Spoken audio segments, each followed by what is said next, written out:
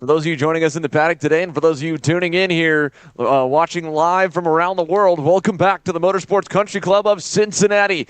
Pre-final action here, getting set to go green as we take a look at the starting lineup. Really quickly for KA Master, Chris Kutcher will line up on the pole alongside him. Martin Pierce, Pierce on the inside, Kutcher on the outside. We got one driver off on the grass already, potentially with a mechanical. The rest of the field's into the tram lines. And for the green and white TKG Kart Republic of Martin Pierce, he's got the field and underway down to turn number one. Chris Kutcher, great run on the outside lane. He'll nearly pull alongside. He'll actually go all the way to the lead for a split second, but a good run through turn three as Pierce to the lead, and Max Pappas dirt tracking it there coming out of turn three, Simon. Another 3 wide into turn number 4 and 5 as they work through the first good passing opportunity on the circuit. Still Martin Pierce holding that lead. It is now Chris Horan moving his way up into that P2 position. Chris Kutcher still sitting there in P3, the top 3 now with a couple of kart length advantage over the rest of the field. Martin Pierce starting to stretch things out here early on the opening lap. Yeah, as Martin Pierce leads us up and over the hill for the first time today, he'll bring us down into that left-handed sweeper on the new section of the racetrack. And as Simon mentioned, with Horan there, Kutcher back to third with a decent start, all things considered. Almost got himself to the lead. Pappas is under fire, by the way. That's for fourth. That'll allow the top 3 to get a little further up the road as Jacob Neary on that purple and white AEM karting Cosmic goes through. Pappas actually had a look back on him and thought better of it. He tucks back in line. So little bit of already a break in the packs right now. The top 3 get away early. The next 4 a little further back. And Chris Horan looking racy here on lap number 2. You saw him think about a move right there. And based on the speed we've seen out of Martin Pierce, I wouldn't be judging him for wanting to make that move early on at all. He's been kind of just a little bit above everybody thus far this weekend, Simon. Yeah, Martin Pierce has showed strong all the way through qualifying and the heat races yesterday.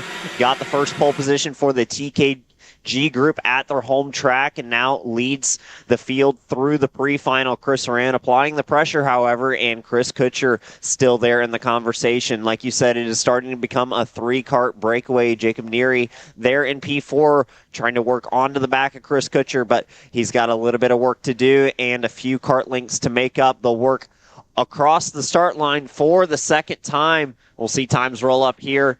And it is Jacob Neary in that P4 spot, the fastest kart on track, just by a few hundredths. So we'll see if he can start to dig into the gap that leaders have extended for themselves. Horan not going to make a move into turn 4 or 5.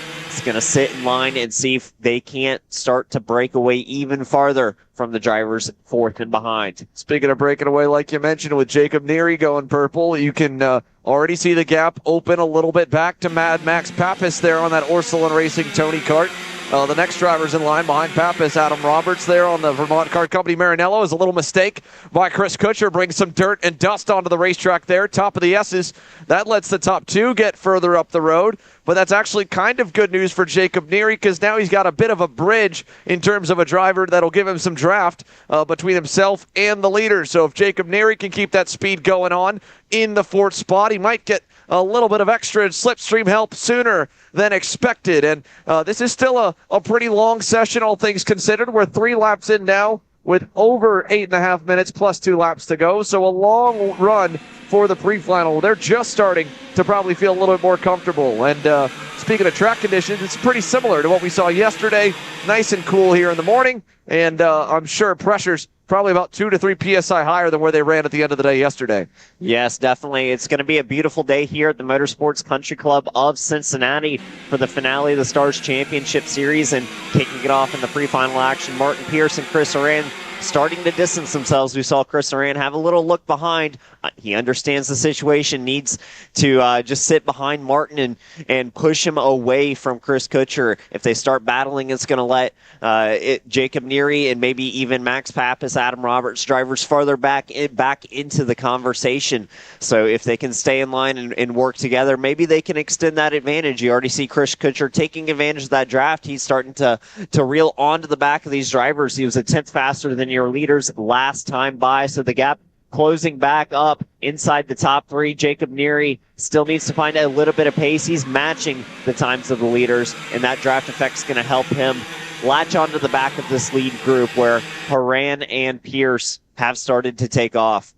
Yeah, I don't know how much he's getting now from Chris Kutcher. That Red Speed's looking good already, making up for that mistake. He was definitely pushing the limits a little bit on the early end right here in this section of the racetrack. And for all three of the Masters drivers, running a little bit wider. We've seen a few of them go to the inside on the curb, and there's a little look from Horan. Didn't go, though, but in the S's, there's an opportunity to kind of be a bit more aggressive and try to shorten the racetrack or do what all three of the leaders are doing. They're skipping that inside curb to try and keep it wider on the arc for the run up the straightaway, but that puts them closer and closer to the outside edge of the racetrack, and Chris Kutcher just a little bit too much on the outside edge, dropping a tire off and going wide. You can see, again, another big chunk of the lead taken out of him. He scored across the line just 2 1/4 tenths back. So closer and closer do we get there in the top three, and a few more drivers down the order putting in good lap times. Adam Roberts at his personal best that time. Chris Kutcher went purple overall. Even Chris Horan, personal best of the session. So we're getting to that peak pressure, peak temperature. Now we'll start to see them maybe get a little bit more comfortable and confident to make some moves and go offline. And exactly like you said, that pressure and temperature coming up in those tires. You see the small mistakes with the colder tires on those opening laps. Chris Kutcher dropping a tire off the edge of the track. It's really easy to make those smaller mistakes when you don't have enough grip in the tire, but it seems like they're starting to come in now.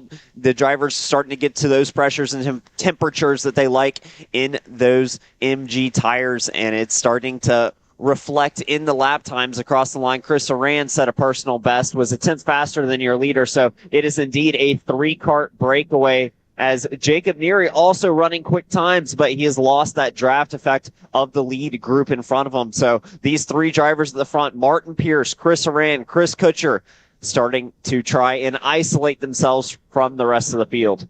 I think with Chris Horan, the one weak spot he's got, and we'll see it when we get over to it in the back sector, is the left-handed hairpin, the second to last major corner coming onto the straightaway. Compared to Martin Pierce, the same really for Chris Kutcher, too, on the OTK chassis. They've been pretty good on some of the wider arcs, like at turn 2, turn 4, or even they were pretty good coming out of the S's. But right here, to me, is Martin Pierce's strong point. You can see Horan going a little bit wider. This time, actually, proves me wrong, does a little better in that section. He might have an opportunity down by turn number 1 if he got a good launch on the straightaway. Here comes the slipstream. This will be a big run to the front stretch, but he's going to push him. He'll stay tucked in line. And, of course, that obviously lengthens the gap back out to Chris Kutcher behind him. It's now was as low as 2/10 of the lead. It's now back up to half a second. So Chris Horan's patience opening up and potentially making this a 2-kart dogfight. And you have to understand there's still 4.5 minutes plus 2 laps remaining. It may not seem like a whole lot of time, but on a track that shows us lap times in the exact 1 minute range, that's 5-6 laps maybe still left to go. So there's plenty of time to still go racing. Horan understanding the situation, trying to isolate it so it's only a 2-kart race at the front come those last couple of important laps to set the grid for the final later today. So he wants to get as far away from Chris Kutcher as he can, but Chris is hanging in there, especially with that draft effect. He is not going anywhere, showing his face, showing the front of his kart every chance he gets. And we've seen Horan already start to make those fades to the inside, show a nose to Martin Pierce, but he's yet to commit to a move for the lead. We're waiting to see when that's going to be. It's not going to be this time through turn number 2. Stays in line, and he's going to keep pushing Martin Pierce towards turn number 4.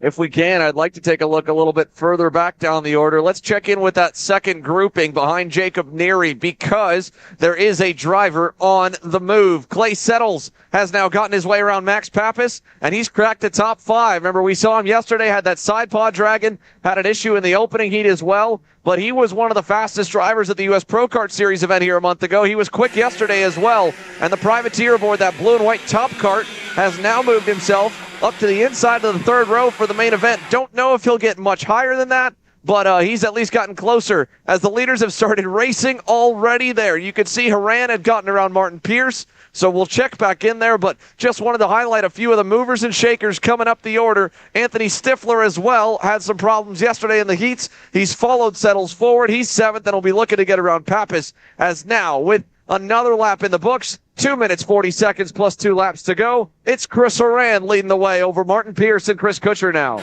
And Clay Settles, like you mentioned, definitely going to be a driver to watch here come the time for the finals later today. He was one of our heat race winners yesterday, up in currently the P5 position, but the fighting has broken out for the lead. Horan deciding now was the time to make that decisive move around Martin Pierce. Kutcher now up to that rear bumper, and you see Jacob Neary there in the background trying to drive forward. If they fight anymore, he's going to be well into this conversation with the lead group. Some lap traffic they are approaching here in the last sector. We'll see if that changes anything at the front. But as for now, a 3-kart battle for the lead. Here they go through the last corner, and here's the lap traffic.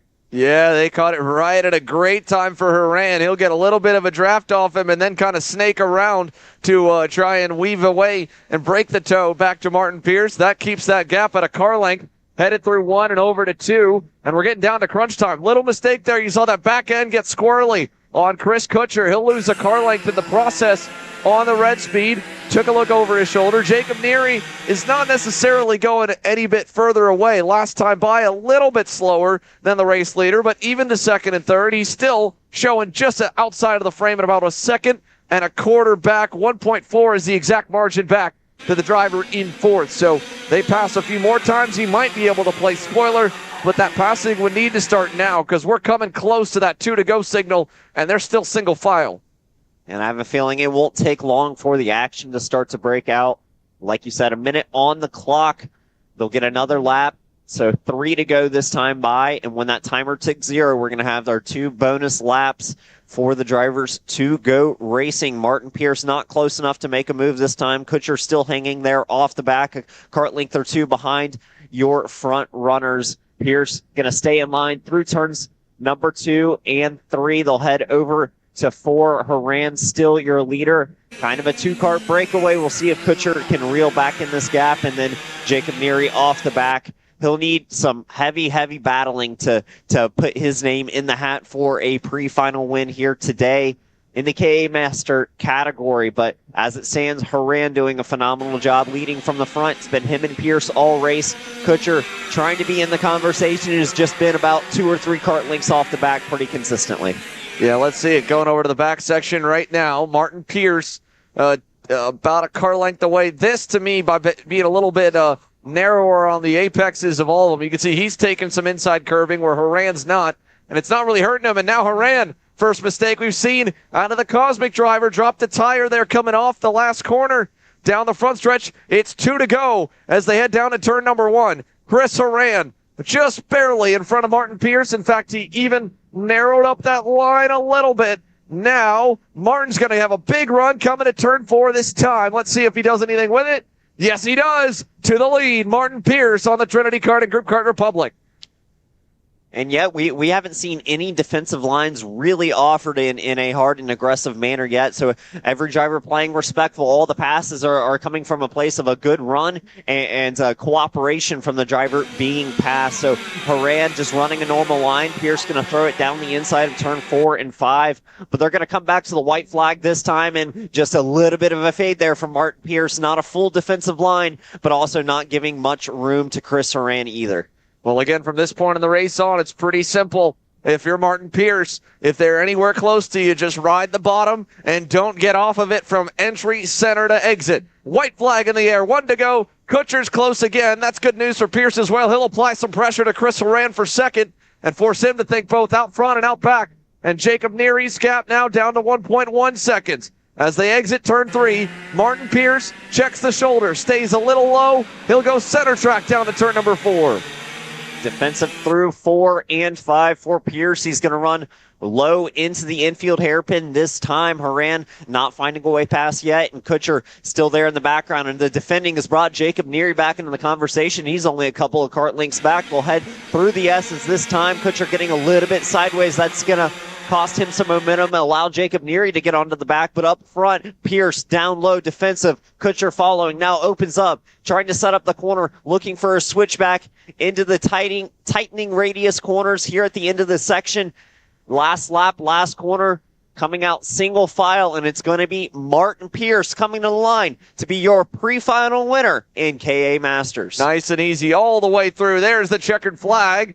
A late little dive there by Haran, not close enough. Clay Settles will end up 5th there. You saw him get up to it earlier. He pulled away from Max Pappas. Stifler 7th, Mingnan Zhu 8th. Brant Estes in 9th. Mark Steele rounds the top 10. And the rest of the field will cycle down the leaderboard. Let's check in with Caleb Viesca for the first time today here down on the KC pit box. He's caught up. Sorry, we'll send it over to yesterday from Caleb Viesca. Not today here, but yesterday. Saturday thoughts for Sean Bailiff here from the Motorsports Country Club, or Gavin Bailiff from the Motorsports Country Club of Cincinnati.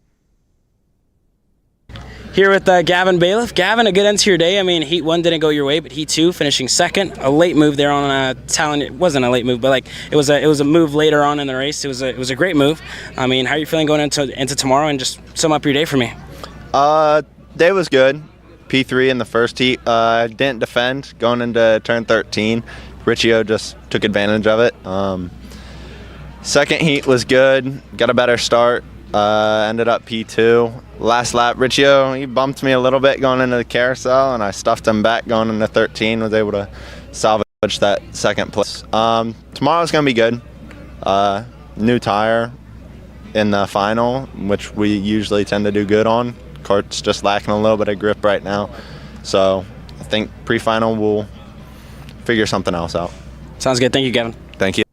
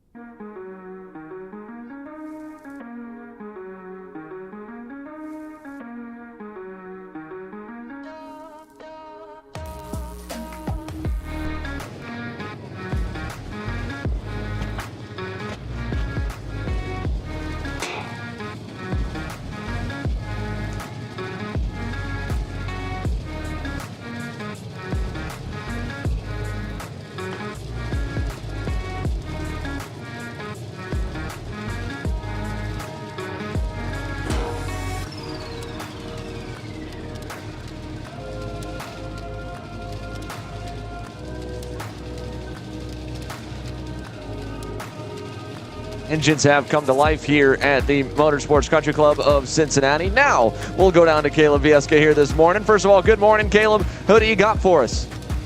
Thank you, Xander. Firstly, I guess good morning to you guys as well there in the booth. Here with me is the one and only Martin Pierce. I mean, Martin, you mentioned to me that you're more of a driver coach, but I mean, you're back in the seat this weekend showing your guys how it's done, right? And you were able to show them how it was done with the heat victory, but Chris Horan kept you honest, obviously. Yeah, I'm trying to practice what I preach to the kids that I coach, so it's nice to get out and race once in a while. And there's some good drivers here. Chris kept me pretty honest, and we had a good, clean race, so it's kind of what I'm after, just to get out and blow the cobwebs off. Sounds good. Well, there you guys have it from Martin Pierce, trying to show his young guys how it's done. Back to you guys. Thanks, Caleb. With speaking of young guys, that's the next group that we're going straight on into. It's time for Micro Swift to get onto the racetrack for their pre-final. Danny O'Gara is going to be on the outside of the front row, as it's Josh Bergman on that PK Sport North America Sodi Kart that will lead us to green. O'Gara with one of his better starting positions on the season on the MPG Motorsports Kart Republic. Then back to row number 2, you'll have Jake Manolio on the Team Ferris Racing number 9 Kart Republic on the inside. To his outside, Colton Schneegenberg, who leads the championship here by 20 markers over Emerson Lane coming into Championship Sunday. Lane will start the next one in the order from 4th with Schneegenberg to 5th with the Trinity Karting Group Kart Republic of Emerson Lane. To his outside will be Easton Kubinski there in the 6th spot. And then row number 4, it's going to be Bashi Jimenez on the inside, Lawrence Perriman on the outside. Chris Lavoie and Bryson Scales will round out our top 10. Then it's Asher Ferris and Austin Taylor, Riley Dobelier, Drake Williamson, George Zeminski, and Luis Liette Simonelik rounding off our field. So a good group of the youngest stars in the Stars Championship Series. The micro drivers coming out of the final corner dogleg and onto the front. Straight away, again on the inside, in that black and orange Sodi is Josh Bergen with the blue helmet. The red and white MPG Kart Republic on the outside is Danny O'Gara. They'll slide into the tram lines here for the first time for the Young Guns this morning. Let's go racing. Pre-final action underway for micro as they head down to turn 1, and easily a good jump there for Bergman, but Jake Manolio getting swallowed up by Emerson Lane. He will go all the way up to 2nd and a little bit wide for Danny O'Gara. He's fighting to hang on there, and a couple drivers are off coming out of turn 3. One of the comp karts, and Colton Schneegenberg off in the grass as well on that GWR Energy. So the championship points leader now down to about 8th or 9th here on the opening lap, Simon. Yeah, tough start there for Colton Schneegenberg. Fell down several spots. The driver's been running so strong all weekend and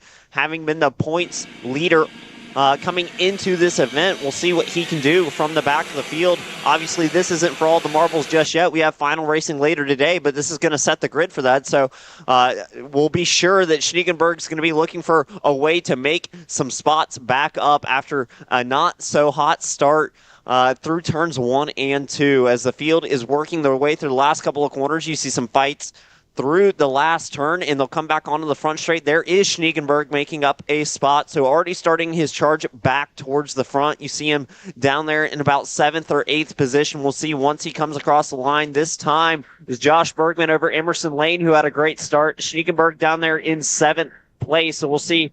Look for him to start making some moves, make some ground up from the early woes that he had up front. Josh Bergman, Emerson Lane have started to check out. Emerson Lane getting right up to that rear bumper, and they have quite a gap back to Jake Manolio in 3rd. Yeah, Emerson Lane on the move here early. Got a penalty at the end of one of the heat races for getting into the side of Colton Schneegenberg down by turn number 4. That's what put him back to 5th, but he was super quick yesterday through both heat races and looks to be quick again here this morning. Big run up to Bergman on the back stretch here into that left-handed sweeper, but he'll wait for now. No move yet from Emerson Lane to get to the lead. I'm sure at this point in the race here, this early on, he's going to take a chance on trying to just lock arms and push with Josh Bergman to get away. For everybody else, let's get a look at the laps here by lap 2. Do we have any other big movers on the stopwatches as they cross the line? Everyone's pretty spread apart, single file. Fastest 2 will be the leaders, and they were, at least from Bergman's point of view, even to everyone behind them. Of course, you can see purple on your screen. Emerson Lane at a 64.9. That was 0.3 better than anyone else. And we'll have to see what the laps next time by after Emerson Lane has gotten to that rear bumper and has started to heavily push Josh Bergman farther to the front. And good news for Jake Manalio, he has help on the way. Danny O'Gara has closed up to his rear bumper. If those two work together, they'll have a shot at getting into draft range and catching these lead two and turning it into a 4-kart group. But Josh Bergman, Emerson Lane, they for sure are going to want to check out on this field. If they can just walk away 1-2, they can guarantee themselves front row starting positions for our final later today. We'll see if any racing action happens. Not yet. We'll wait for the gaps to start to close with those two in third and fourth. We'll see what lap times they run as they cross the time this time by. We're working lap number 3 heading into lap number 4. Still Bergman leading over Emerson Lane. Yeah, this time, though, third and fourth, like you said, it looks like they've made up some ground. 1.1 and 1.4 seconds last time, or this time by. Purple lap to Danny O'Gara. He goes quickest. So the MPG Kart Republic fastest on the racetrack back in fourth.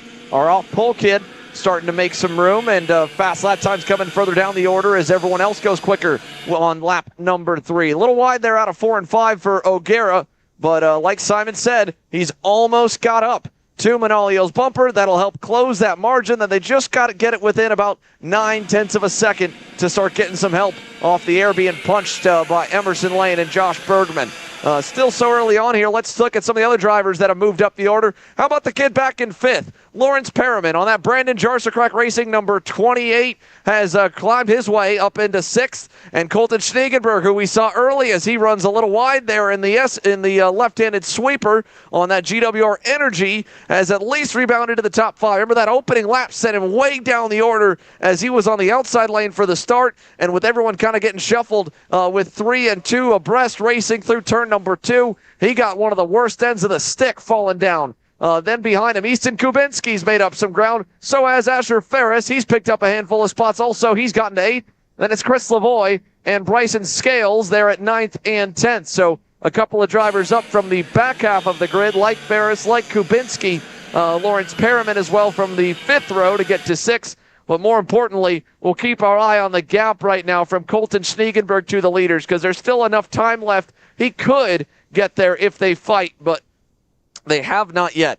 Yeah, we still have 7 minutes plus 2 laps remaining, so a lot of time left in this race. The leaders have checked out quite a bit, but if Schneegenberg and Lawrence Perriman start to work together, they can hook up as a 2-kart train and possibly make up some ground. But last time by, Josh Bergman and Emerson Lane setting the fastest laps of the race at a 104.5, so the lap time starting to fall as those pressures get into the window that the drivers are looking for. This time across the line, it's still Lane pushing Josh Bergman, and there you see Jake Manalio, Danny O'Gara not making too much headway into the gap. We'll check what the times were, but as they come through turn 3, they'll head towards one of the passing opportunities in turns 4 and 5, but no moves being made as of yet. Everyone's staying in line, working with their draft partner. We're seeing groups of 2 start to break out as 2 karts working better than 1 around this MCC track. And especially with the draft in these lower horsepower categories, it makes such a difference to have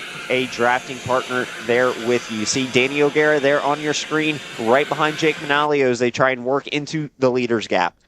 Yeah, kind of a bungee cord effect right now, right? Jake Manalio a few laps ago was 1.1 seconds away. Last time by 1.3. This time 1.2. And I think they might be a little better because they look more connected than Emerson Lane and Josh Bergman are on the front stretch. I think that gap's going to keep coming down here this time if they can really get closer. It looks good. Let's look at the laps again. 6 complete now. That's a new personal best for Jake Manalio. That gap now is just a little bit shy. They ended up kind of matching the leaders stride for stride that time around. 1.2, it stays. So back and forth we go of whether or not 3rd and 4th can get there. They're preying on Emerson Lane to get impatient. Right now, the championship contender, the number 50, not making any moves yet. Let's look further back. Here's the next duo, Colton Schneegenberg and Lawrence Perriman. We meant to talk about them, saying watch that gap. Was 4.5 seconds a few laps ago. It's up to 4.9, so their headway is probably going to end up right where they stand right now if nothing else really drastically changes.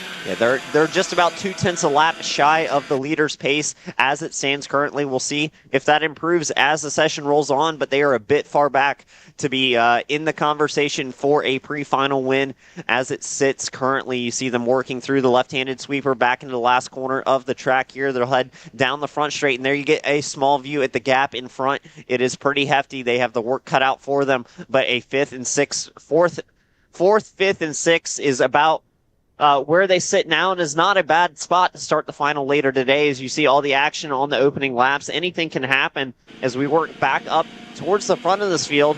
Emerson Lane with a new fastest lap of the race, a 104.4 for the driver in second in that number 50 machine. And Jake Manalio, Danny O'Gara just behind, matching the pace of the leaders. Also 104.4s for each of them, respectively. You see the gap starting to come down just a little bit, not by much, by about 600ths that lap. So still sits around 1.2 seconds, the advantage from first and second back to third and fourth. Yeah, again, Emerson Lane, Josh Bergman, they have not traded the spot. We haven't even seen a sniff of the inside for the number 50 since the drop of the green. This has been just a long and drawn-out chess match of whether or not anyone else can get close enough here. And for Jake Manolio and Danny O'Gara, that can be kind of frustrating as a driver to not be making up ground, but you can't give up. You still have to push, because the moment you give up is the moment that they start to battle like this. They're a little bobble as Bergman ran it wide through turn number 2.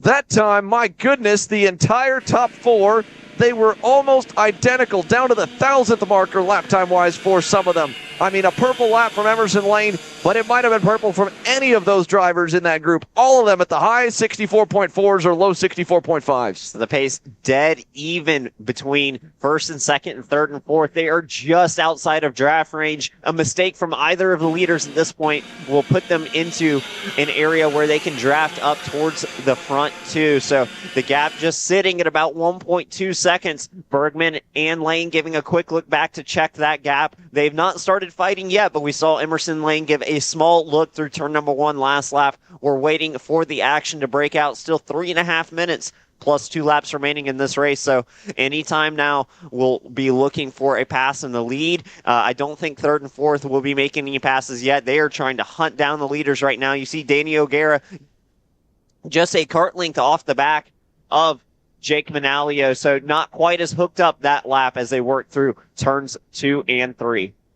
Yeah, not as close now. Look at this, Bergman a little bit later on to decide to fade to the outside. Still fine, though. I mean, didn't really end up hurting his arc at all. You can see, though, that Manalio is almost into our frame. He's at a really good opening sector of the racetrack. That gap's opened up a little to Danny O'Gara. So Jake Manalio on the Team Ferris Racing Blue and Chrome KR, close. He just can taste it, man. He's almost there. That little mistake from Emerson Lane is going to bring him and give him a little bit of help as we saw him go wide. And you see that gap between them closing, and that's an indication that when Danny O'Gara started to fall off the back of Jake Manalio, that he has gotten into draft range from your leader, so he's getting that air assistance from the drivers in front, and you'll see the gap rapidly close from here, as it is much less than the previous lap. It is sat about 1.2 seconds. It was 1 second last lap. We'll check as they come by the line this time, and it is indeed under a second now. 9/10 is the gap from first and second back to third. Danny O'Gara falling off the back of Jake Manalio, but Jake Manalio has closed that gap, and he's only a few kart lengths shy of reaching your leaders at this point. Yeah, Jake Manalio turning the wick up. Purple lap time last time by. Fastest on the racetrack, fastest lap of the race for the number 9. As he heads down into the infield hairpin now, Emerson Lane, he played it as smart as he could. Sometimes it still doesn't work out if you're not fast enough. Now, you just saw him tap his helmet and point forward. That's the sign asking for a little bit of help, because he's going for the lead now on Bergman, and that is a slick move at the top of the S's. It caught Bergman off guard. It nearly slowed him up enough that Manalio was trying to go by, but he ended up running out of steam. But a good move, and for the first time in the pre-final, right when it counts because the timer's almost at 0, Emerson Lane leads us onto the front stretch, and just with that single move, Danny O'Gara's back in the game. It's a 4-car party, Simon. Yeah, Emerson Lane may have taken the advantage and gone to the lead, but the biggest winner of that exchange, hands down, was Danny O'Gara. It gave him the room to get into draft range of the leader, so now we have 4 carts tightly packed for the lead. It is 3 laps to go this time by. Emerson Lane, your leader for the first time this race. Josh Bergman has fallen to second. And look at that, a move to the inside for Jake Manalio, who's going to look to the inside of Bergman.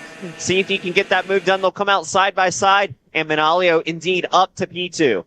Yeah, so Jake Manalio continues to claw his way forward. That was a weird one, though, honestly, because while he just went by Bergman, Emerson Lane, I don't know if he felt pressure coming and released the brake or maybe thought Manalio was there. He was wide as well in turn 4, and that allowed them all to stay close to him, whereas normally a pass like that's going to give up a little bit of space. So Jake Manalio not even having to work hard to get up to the leader after getting through to second. Now he's just got to worry about losing second. Bergman trying the inside, forces him a little bit wide. He'll take over the spot out of the right-hander, and here comes O'Gara. He'll pull alongside onto the front straightaway. 2 to go this time by. So double sticks in the air.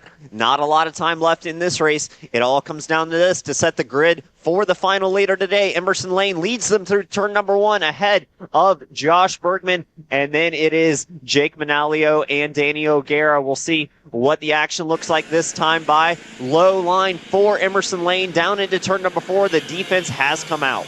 Yeah, all the way out of 4 and 5 over to that infield hairpin. Emerson Lane just needs to park it on the apex, just as we saw Martin Pierce do. Bergman's going to give him a little bit of elbow grease. He gets through in Emerson Lane. Sideways and off the racetrack out of turn number 6. And now it's Jake Manalio who gets through over Bergman to the lead. Josh Bergman, a bump and run and then a little bit extra sauce on it on the exit sends Emerson Lane out of the pack. And it's Manalio now going to block low. Let's see if Bergman tries it again. He stays on the bumper this time, no move. Does he push him out of the way? He'll give him a little love tap there. Manalio's doing a great job, and he's got a nice gap onto the front stretch this time as they come to the line. We're still with more racing to go as they cross the stripe here. Jake Manalio, Josh Bergman at the line, white flag. Anyone going to tuck out into turn 1? Late move by Bergman. Nearly gets there, but not close enough. And that's going to open the door for Danny O'Gara to shove it down the inside of turn number 2. He'll try it on Josh Bergman. That move's not going to stick, and Bergman gets a great run out of turn number 3, heading to 4 and 5. He'll get to the rear bumper of Manalio, who's still low-lining it in full defense. The gloves have come off. They played nice all race, but it is now the time to decide who's going to lead the grid to the final later today. And right now, as it stands, Jake Manalio with the lead. Danny O'Gara there tight on Josh Bergman's rear bumper. So it is a 3-kart battle for the end of this race. Last lap, last couple of corners, and down to the inside. All 3 drivers running mid-track here.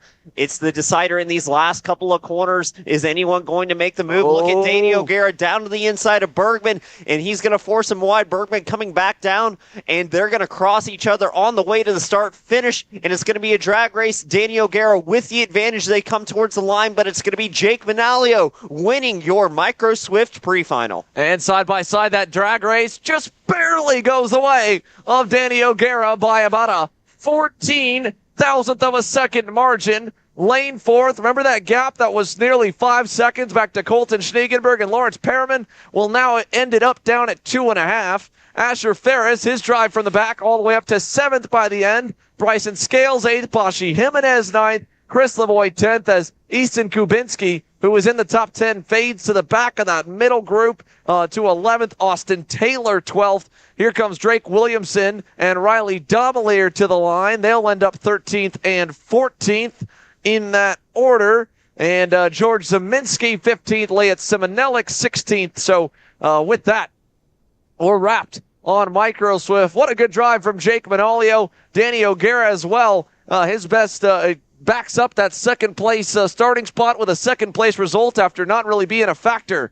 So a good run here at the end of the Micro Swifts. We'll be going to talk to another handful of drivers. Let's send it over from Gavin Bailiff a moment ago. Let's go to Big Brother Finnegan Bailiff, who's getting to do double duty on his birthday weekend here at MCC. Finn, not a bad end to your day. I mean, finishing 5th in the OKN. You were up there looking from 3rd, looking in a 2nd. Couldn't quite get it done in the end, but I mean, just walk me through your day. You had good pace pretty much all day. Yeah. Starting off the day, we were running KA where you got pace in that, obviously. I've been running it all year. I know what to do in that. Getting the OKN back-to-back on that yellow tire, it's kind of hard to adapt, so I'm a little slow off the start. But running 3rd, I mean, I'm pretty happy with it. I got a little moved out of the way there at the end, but finished 5th, so not too bad. Sounds good. Thank you, Finn. Best of luck tomorrow. Yeah, thank you. And again, that was Finnegan Bailiff, as you heard. He rolls off 18th in the KA Stars pre-final, was up front in one heat, and was up front of the other before he blew a chain on the first one of the weekend. So a mixed bag of results puts him mid-grid. A couple of penalties has another big name starting in the teens. That's Emerson Reed. He'll roll off 12th, but that's all coming later on today. We've still got a few more races to run before we get to the heavy hitters at the end of the lineup. It's the third class in our rotation, the KZ and Rock Masters drivers, and we got one stuck on the grid, the 625 Maranello machine. A little bit late to roll. Well, that's going to be Jeff Mills. He started shotgun on the field back in 19th, but he's able to get fired up. What a day it was yesterday for Scott Presti on that VTM racing team, red and white, Ralph Schumacher kart. He'll start from pole here in the pre-final. In that first heat, he was just not even touched. Nobody was close to this guy. An impressive run yesterday from Scott. For sure, he's going to have to back that up with an impressive performance here if he wants to lead the field to the green later today in the final. You see Justin Kelly there in P2 and some debris in the track. Not sure what that is, but that was a piece of tape. He ripped off a piece of tape right in front of AJ Nowd on the GP machine. So AJ Nowd in that blue and white car right behind him was just lining up close to him, and then all of a sudden Justin Kelly takes a fat piece of radiator tape and it goes center punch by AJ Nowd. So I mean, that's normal on the straightaways here to pull the tape off. You start with a little bit more on your radiator to kind of get the engine warmed up, and then as it starts to get some heat in it, then you pull that off so that radiator can still work and get some airflow to the water, cool the water down that flows through the engine, and keep the engine at that optimal temperature you're shooting for, typically somewhere between 120 and 140 degrees Fahrenheit, and they could see that on their dashes on the inside of the steering wheel. So they're all monitoring that stuff as well as keeping an idea of what gear they're on if they need it. A lot of them like to go moto style off the sound, but if you want the extra data, it's all there with the Micron devices in the wheels. However, when it comes down to a shifter start, it's all about that feel of your hand when you release the clutch and let it grab and slip just a little bit off the line. We saw a great start from Talanyako from the fourth row, from the fourth spot on the second row. That's where Mr. Mike Rivera starts, leads the Rock Masters division. As we go to the lights here for KZ Masters and Rock Masters, 19 strong, they're all there. Presti on the inside, Kelly on the outside. Give the whole shot easily to Scott Presti. He'll get away down to turn number one. Looks like everybody else got off the line pretty smoothly. And a few moves down the inside. That's Larry Pegram trying to get a few spots in turn two. He'll pick up a couple back around fifth or sixth as we rocket over to turn four. As the field is side by side for a couple drivers heading through turns 4 and 5. I want to say Mike Rivera has had such an impressive weekend in that rock subcategory. Slightly underpowered compared to our KZ power plants, but he is not shied away from the challenge, and in fact he made up a spot on that start. So Mike Rivera currently sitting in third place off the start. It's Scott Presti, then Justin Kelly, and then Mike Rivera as they work towards the back section of this track. Yeah, they'll round the sweeper here. Again, Presti already away by a couple car lengths here on cold tires. More passing going on further back. We saw, again, that was Pegram back in turn 4 picking up another spot. He got around Frank Runco's magic. So Larry Pegram, who qualified, I believe, on the pole yesterday and had a little bit of a rough run through the heats, already got himself back up to 5th.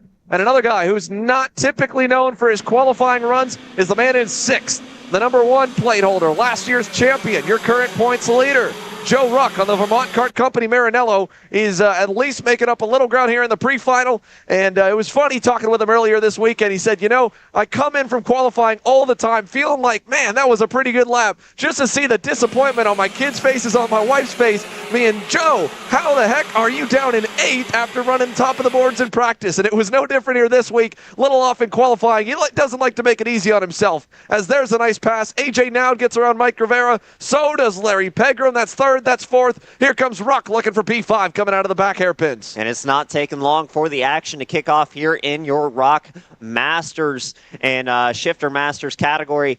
As they are fighting on the opening laps here, we'll see the times as they come across. It was AJ Nowd who made that pass on Mike Rivera. He set your purple lap time 2/10 quicker than your leaders that time by. And like you said, Joe Ruck, he's had an impressive recovery.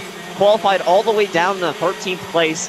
Had a tough break in one of our heat races and came back with a strong run in the second. And it rolls into the pre-final now up to the 6th place. So it's all about trying to claw back the momentum, climb the mountain, from the rough start to the weekend that he has had, but he's shown a lot of pace throughout these heat races.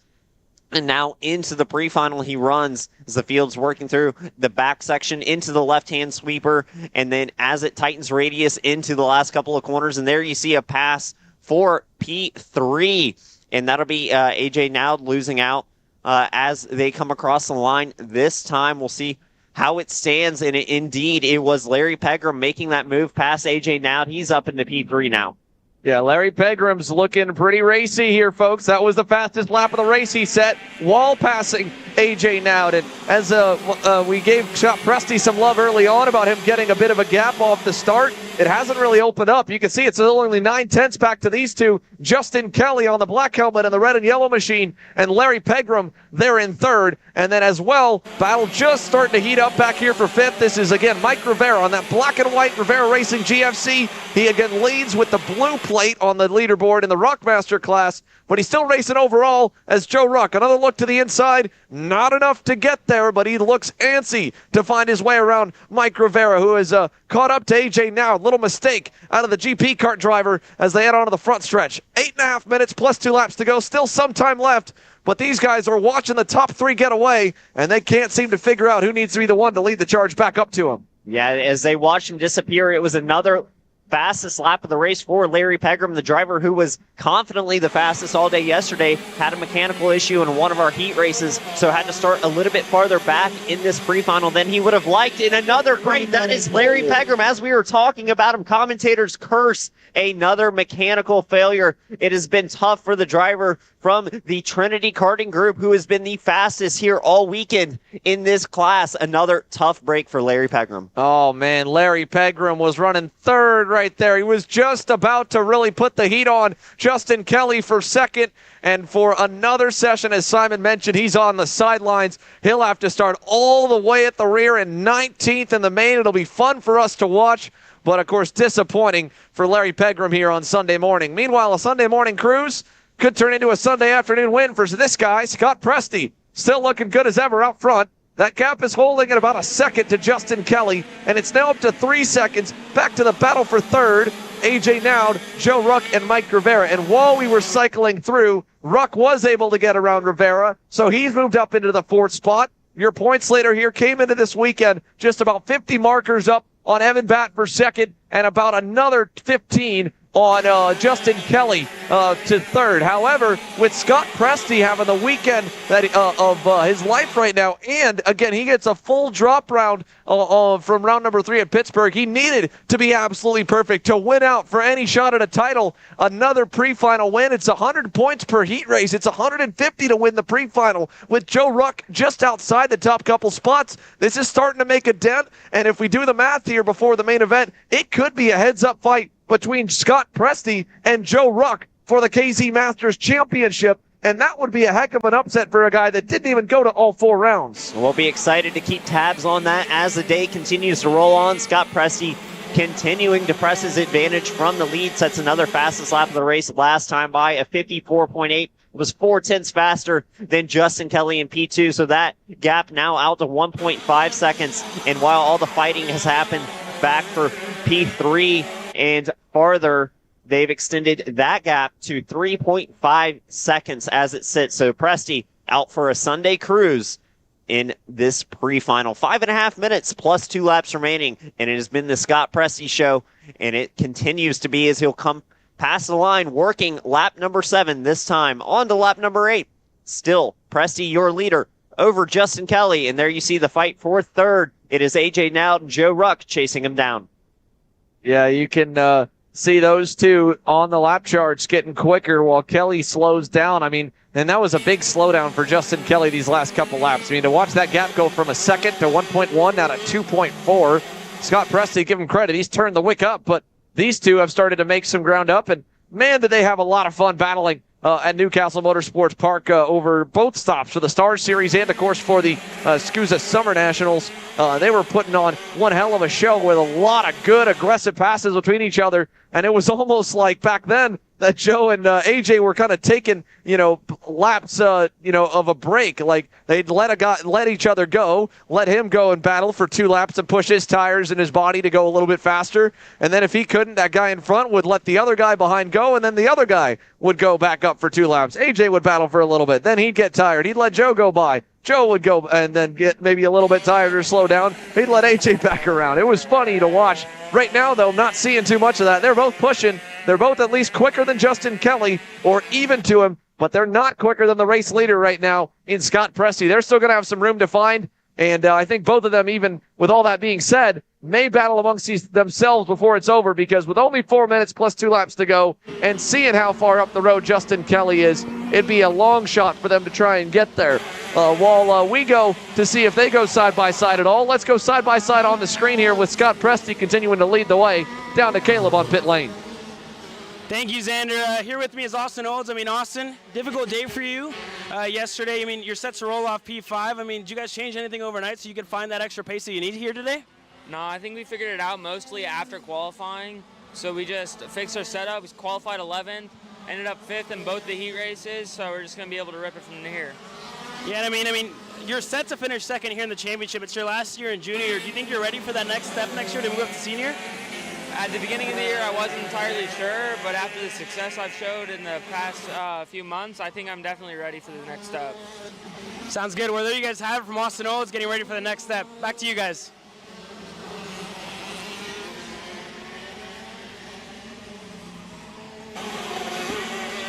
Thank you, Caleb. As we go back to the on-track action, while we were away, we were side by side. Joe Ruck was able to get around the number 666 or 606 of AJ Now for third. And in fact, AJ Now is under pressure from Mike Rivera, who's got a good second win here in this pre-final. He's closed up to the bumper. He didn't really let him get away too far while he did fall behind him. But now Mike Rivera is only a car length away, and no pressure out back because it's about 3 seconds to the next group. In fact, let's go back and check on them. 6th, 7th, 8th, and 9th. That's Frank Runco on the Magic. Ryan Frank right there as well on the GP kart. Then the comp kart of Jake Fetter, and then the Vermont kart company Marinello of Brian Chatfield. All 6th, 7th, 8th, 9th on your screen, having a good little scrap. Yeah, it's definitely a good 4-kart battle developing here in the back half of the top 10 as these drivers continue to fight. The lead out front has been stretched out to where Scott Presti has a comfortable advantage on this race. All he needs to do is keep it clean while these drivers have the work cut out for him to make up a few more spots for the final later today. Oh, a little mistake right there, and that's the bottlenecking effect that we can see, and how much it'll stretch out when the guy in front can already start pulling gears and get away. Minute 40 to go. Look how close Rivera is. He's going to look to the inside. Great catch by the camera right there as we switch over. It's Mike Rivera now back up to 4th, and it is AJ Now back to 5th with a minute 45 to go. Scott Presti's lead up to 3 seconds over Kelly, and for Mike Rivera, I'm curious if that last little bit of speed will be enough to catch that guy, the number 1 plate of Joe Ruck here before this thing's all said and done. We'll have to see. Joe Ruck there was a 55.1 last time by AJ Now, behind him a 55.3, but Mike Rivera 55.0. So if Mike Rivera can start to cut into that gap, the pace might be there to take the fight to Joe Ruck. You see the gap on your screen as it sits. They'll work through the last corner, head to the start-finish line. It is 55 seconds left on this clock, so we'll get 3, maybe 4 laps left in this event. Yeah, just a bit left in it here, and let's check the stopwatch to see if that gap's going to come down at all. Rivera, 55.1, Ruck, 55 flat, and for AJ Now, he got passed, so he's going to be a little bit slower, 55.6.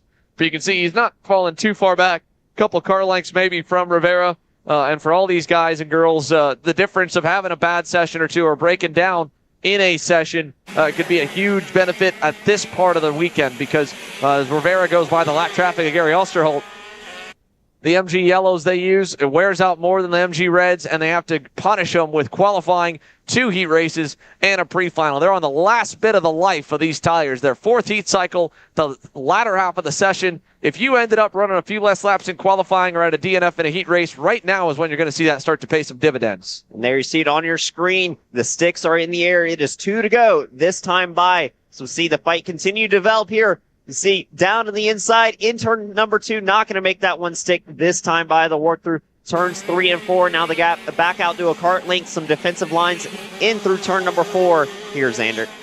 AJ Nowd right there, still giving a lot of chase to Mike Rivera through the infield hairpin here. The GP kart, the blue and white machine, is all over the place trying to find some more grip. You can see him a little bit sideways coming out of that turn 6 section, but he's close, ready to fight for that spot before this one's over. He doesn't want to fall back to the 4th or 3rd row. He wants to get back on row number 2. And that's the difference here, because while the outside-inside advantage isn't as prevalent, it's just getting yourself one position higher, one less guy directly in front of you on that start. White flag in the air, though, and the gap's back up to 3 car lengths as they head to turn number 1. Into turn number 1 this time for the final time. Heading towards turn number 2, not quite close enough to make a move. It's still about a kart length separating these two. They'll work towards turn number 4. Defensive down to the inside again. No move offered as of yet. A few more passing opportunities left in the lap, but time is ticking down. Only a half lap remaining. Yeah, half a lap to go as they exit and go to the S's. Let's go back up to our race leader. You can see him crest the hill. He's already way up the road. Scott Presti trying to make a Hail Mary run to a championship. He's done everything he's needed to do to this point to put himself in the conversation, and it'll be an exclamation point now with a near 3-second margin of victory in the pre-final. It's Scott Presti, flag to flag here on Sunday morning over Justin Kelly in second. Joe Ruck makes it a Vermont Kart Company Maranello Carblos Racing Engines 2-3. Rivera Racing's GFC of Mike Rivera fourth. Look at that side-by-side run to the line. Runco and Fetter close, and both of them hitting their personal bests on that final lap. Frank in 8th, Chatfield 9th. Here comes Bradley Danoff. He'll round off the top 10. Then it's there's Alsterholt there, the lap traffic. Morten Van Talk was in 11th. He something must have happened to Morn on this final lap, because he's now dropped down the leaderboard. There's Tiffany Kelly. She's second. And Rock Masters, I don't know what happened to the captain of the VTM racing team, but Morn Van Talk off on the final circuit. So Rock and KZ, there it is. Oh, man, the tire came off. The tire came off, and that looks to be with 2 corners to go. Oh, no, man. Morten Van Talk, he was just happy to be here. This was the start of a 7-week road trip for him that ends up with the Super Nationals in Las Vegas. And, well, that's not exactly how you want Sunday morning of weekend number 1 of 7 to go. The right rear tire off on that VTM racing team machine. Next up, we're going to take a quick break before we come back with some young guns ready to get after it. It's K.A. Jr. on the grid.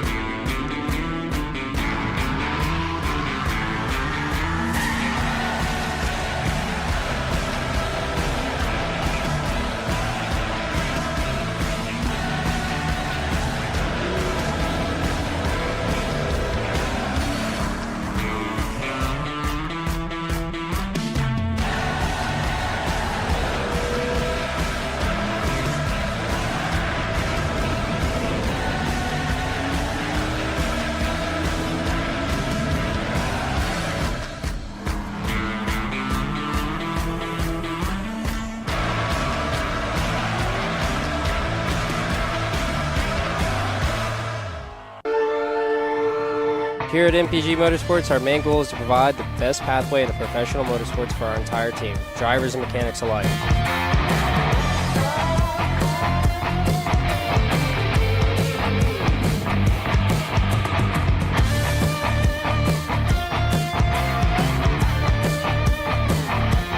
We're based out of Whiteland Raceway Park in Indiana. For more information, contact us at chase@mpg-motorsports.com.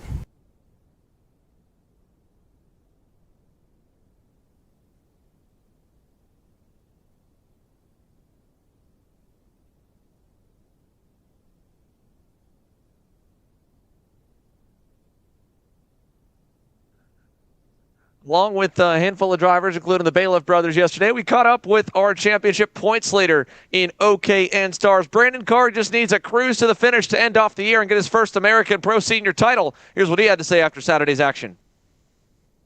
Here's Brandon Carr, a 4th and 2nd on the day for you.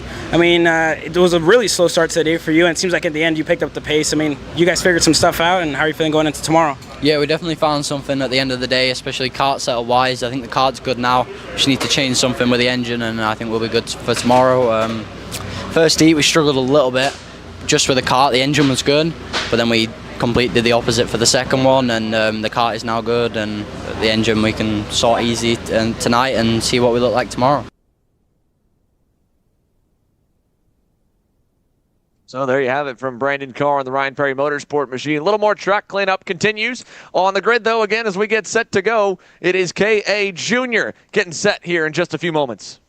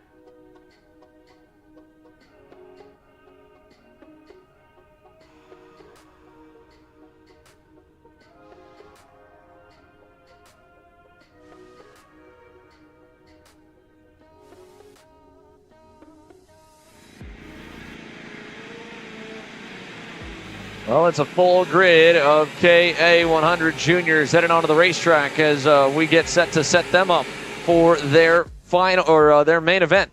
Let's look at how they'll start here for the pre-final. It was overall pretty action-packed yesterday with a handful of different drivers at the front, but John Antonino Jr., a really, really strong opening heat race. He ends up lining up second after all things were considered, while a very consistent Timmy Tech comp card of Carter McMurray will lead us to green. Davin Roberts on the Ryan Perry Motorsport Tony Kart will start on the inside of row 2 alongside the purple and white machine of Sebastian Frigo-Lay. Row 3's got Austin Olds on the inside. He had a long ride forward through the field after an issue in qualifying that put him outside the top 10. Same move as well for Max Weiland. Had to start 10th in all of his heats, drove it up. He rolls off 6th. Mateo Pappas will roll off in 7th on the Orsolin Racing Tony Kart.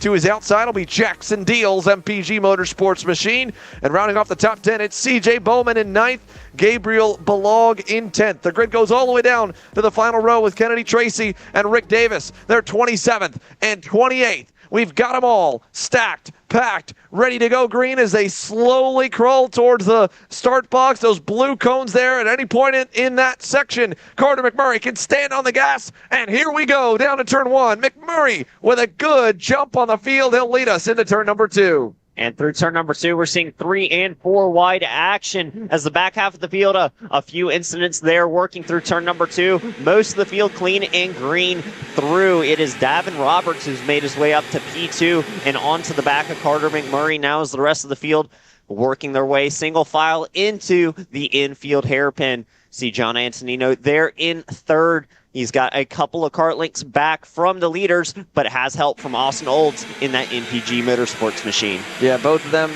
just like the leaders, pairs of 2 out front. Then a group a little further back, led by Sebastian Frigo-Lay for 5th. He's under pressure for it. How about Mateo Pappas getting his elbows out? Son of Max Pappas saw his dad get out on the racetrack in KA Masters, hover the top 5. Mateo's now in the top 5, and a pass made on the inside there. That's CJ Bowman getting by Frigo-Lay. He'll bring Jackson Wolney with him. Wolney started outside the top 10. He's now got himself up another spot. He's looking for another one as well, even from Bowman. Turn 1 inside, side by side still as they go down to turn number 2. Wolney still hugging the inside in through turn number 2. Took him 2 corners, but he's going to get that move done.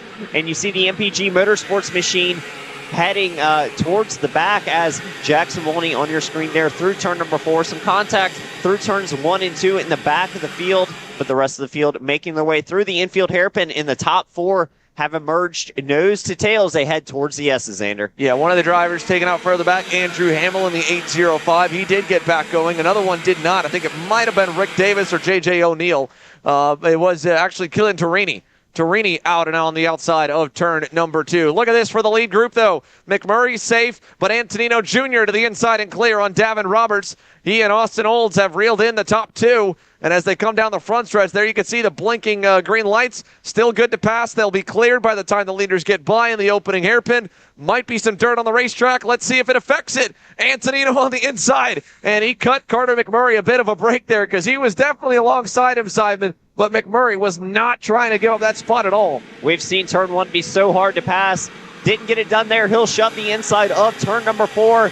And John Antonino through to the lead in front of Carter McMurray. So the top 4 have broken away. It's Mateo Pappas in 5th, but the battle on track is for these top 4 spots as new leader John Antonino leads them through the S's this time. Carter McMurray still there in 2nd, and Davin Roberts up on his rear bumper as well. So these 4 have broken away. You just see Mateo Pappas there on the back of your screen. They have about a 1.5-second advantage over the driver in P5. So the top 4 already starting to fight and sort out their positions with 9 minutes plus 2 laps remaining. A lot of time left to race. Yeah, a good bit of the race left here, but it's definitely going to continue to heat up, I think, as long as this pack stays at 4. At the back of it, again, Austin Olds right there. The gap from him back to Pappas, exactly around 1.7 seconds right now to Mateo, and he's got no help at the moment. The leaders, here they go through turn number 4. Back from them is Pappas and then Jackson Wolney. We saw him making some moves to get by a handful. He's now got his way up to 6th. He leads Sebastian Frigolay, Patricio Gonzalez, and Max Weiland in another 4-car pack from 6th back to 9th. And then a 2.5 finds Cole Wilson at the edge of the top 10. CJ Bowman, I don't know what happened to CJ, but an issue must have shuffled him a little bit further back on the leaderboard. In fact, he's not.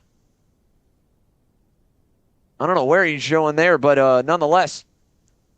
Or maybe it was a mistake on my end of calling a driver. I thought we saw Bowman there just a moment ago early on in the start. But either way, regardless of whether I messed up or not, we know that the drivers out front are doing a heck of a job. John Antonino Jr., Carter McMurray, Davin Roberts, and then Austin Olds coming out of turn number 3.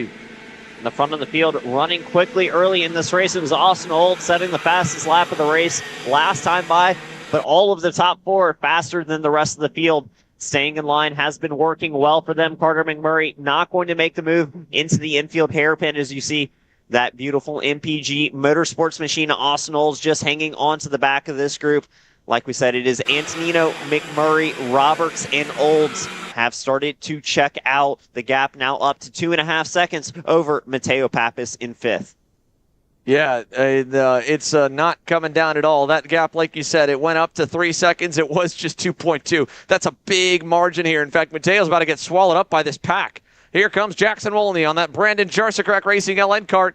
He wants more, has already picked up a handful of spots. He's going to look for 5th down the front straightaway. The leaders down through turn number 1. They're clean. And I think as the next pack gets down into it, Mateo Pappas will come under fire. Not yet from Wolney, but he's close.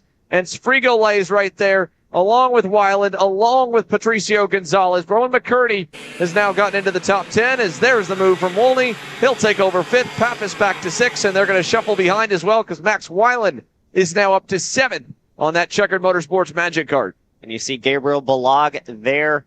Is that Gabriel? Maybe not. Gabriel has actually been shuffled down outside the top 10. So another Magic cart there in that group from 6th back to 10th.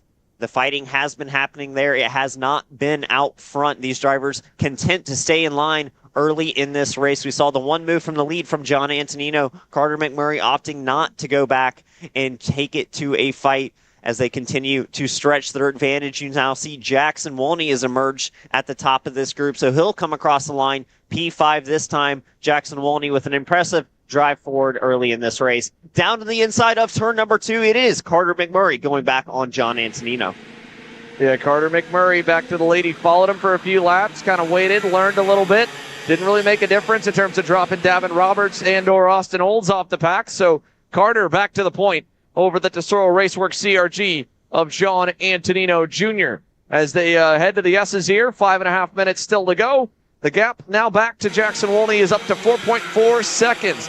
And as fast as Wolney's been going, the leaders still have been quite a bit quicker. These four were last time by at least 3 to 4 tenths better than any other group on the racetrack. The closest to them was Roman McCurdy back in the 10th spot as he was catching up to that middle pack of them. So I don't think we'll see anyone else playing this. It'll just be between McMurray, Roberts, Olds, and John Antonino Jr. The question's just how early do these guys want to go up the order? I would think if I'm Davin Roberts at this point in 3rd or 4th, I want to start positioning myself to be in the lead right now while there's still time on the clock and no one's defending their position too hard. Because if you wait until that 2 to go signal goes, everyone's going to low line and you're kind of trapped back at the end of the path. Yeah, especially if you're stuck down there in 4th. It may be comfortable to sit there. You may have the same pace as the leaders, but in those last couple of laps with everyone defending, sometimes there just isn't enough room to get by the drivers in front of you. So Carter McMurray taking the lead confidently in this one. He will try and hold his advantage. No one making moves just yet. No defensive lines taken. Everyone content to sit in line and run quick laps, continue to stretch their advantage over the rest of the field. There's still nose to tail through the last couple of corners of this track. They'll work through, and now we see a move from Austin Olds. He'll make the pass on Davin Roberts. That'll extend just a few kart lengths of a gap between him and John Antonino in 2nd. So we'll look for that to close with the assistance from some draft as the top 4 start to close back in on each other. One move made. It was Austin Olds back up to P3. Yeah, and that puts him in a safer spot now as Antonino a little fade to the inside. Because Austin Olds, he was at the end of that pack. He makes a mistake. There's no one for miles. You got to go back 5 seconds to find Max Weiland and Fitz. So if he bobbles at all, there's no one to push him back up to the leaders. Whereas now, if he makes a little mistake, he's got Davin right there to give him a good shot in the rear bumper and push him back forward. As we watch them come over the crest here, it has changed in that 2nd pack for an update on the group we were following. Jackson Wolney has been shuffled back to 6th. It is Max Weiland now into the top 5 leading the charge. And Patricio Gonzalez right there with Roman McCurdy, who is continuing to drive forward on that MPG Kart Republic, was 10th a few laps ago. He's up to 8th there in the white helmet. Then it's Mateo Pappas in 9th, and Sebastian Frigolay, who started on row number 2, is all the way back to 10th now with 3 minutes to go. Back up to the front group, you see Antonino getting right to that rear bumper of McMurray through turn 2 and into 3. You'll see a move to the inside for Austin Olds. Book it. He's through, as Rob Howden would say. Pass for P2. Austin Olds working his way up. Started back in the tail end of this group, was sitting P4 for a while. Has decided now is the time to start making those moves one by one. Every lap or so, collecting another position. He'll find himself up in P2 with only Carter McMurray in front of him. Yeah, and he's got a big shove from Antonino on the short chute. Now Antonino's going to take that and look to the inside. Not close enough to be able to get position, and not in the left-handed hairpin either. Olds hangs on, and he's going to get a good exit here on McMurray. Here's that next group. Look at them battling still.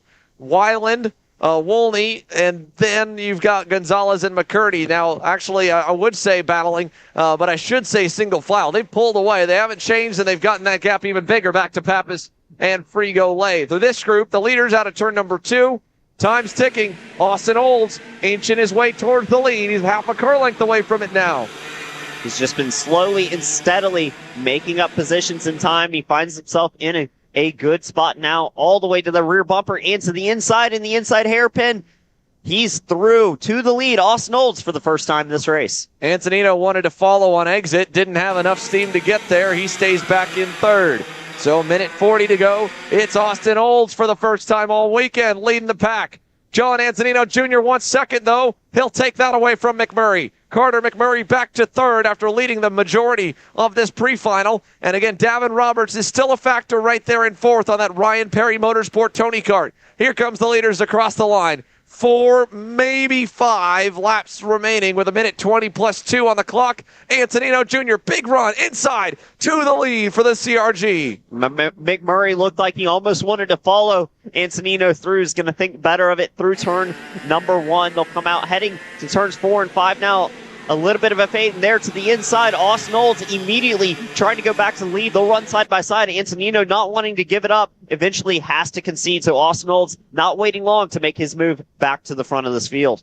Yeah, very quick on it. And Antonino tried to fight it, tried to crowd him down, so Olds kind of drove him out to the marbles just to make sure he got clear. Look at this move. That's aggressive. Antonino through. Olds over-unders him. Perfectly done crossover by Austin Olds. He'll bring the cavalry. McMurray's coming through. Roberts wants to go as well, but he just can't quite get there. Can he do it? No. It'll be Antonino to third. Roberts stays in fourth.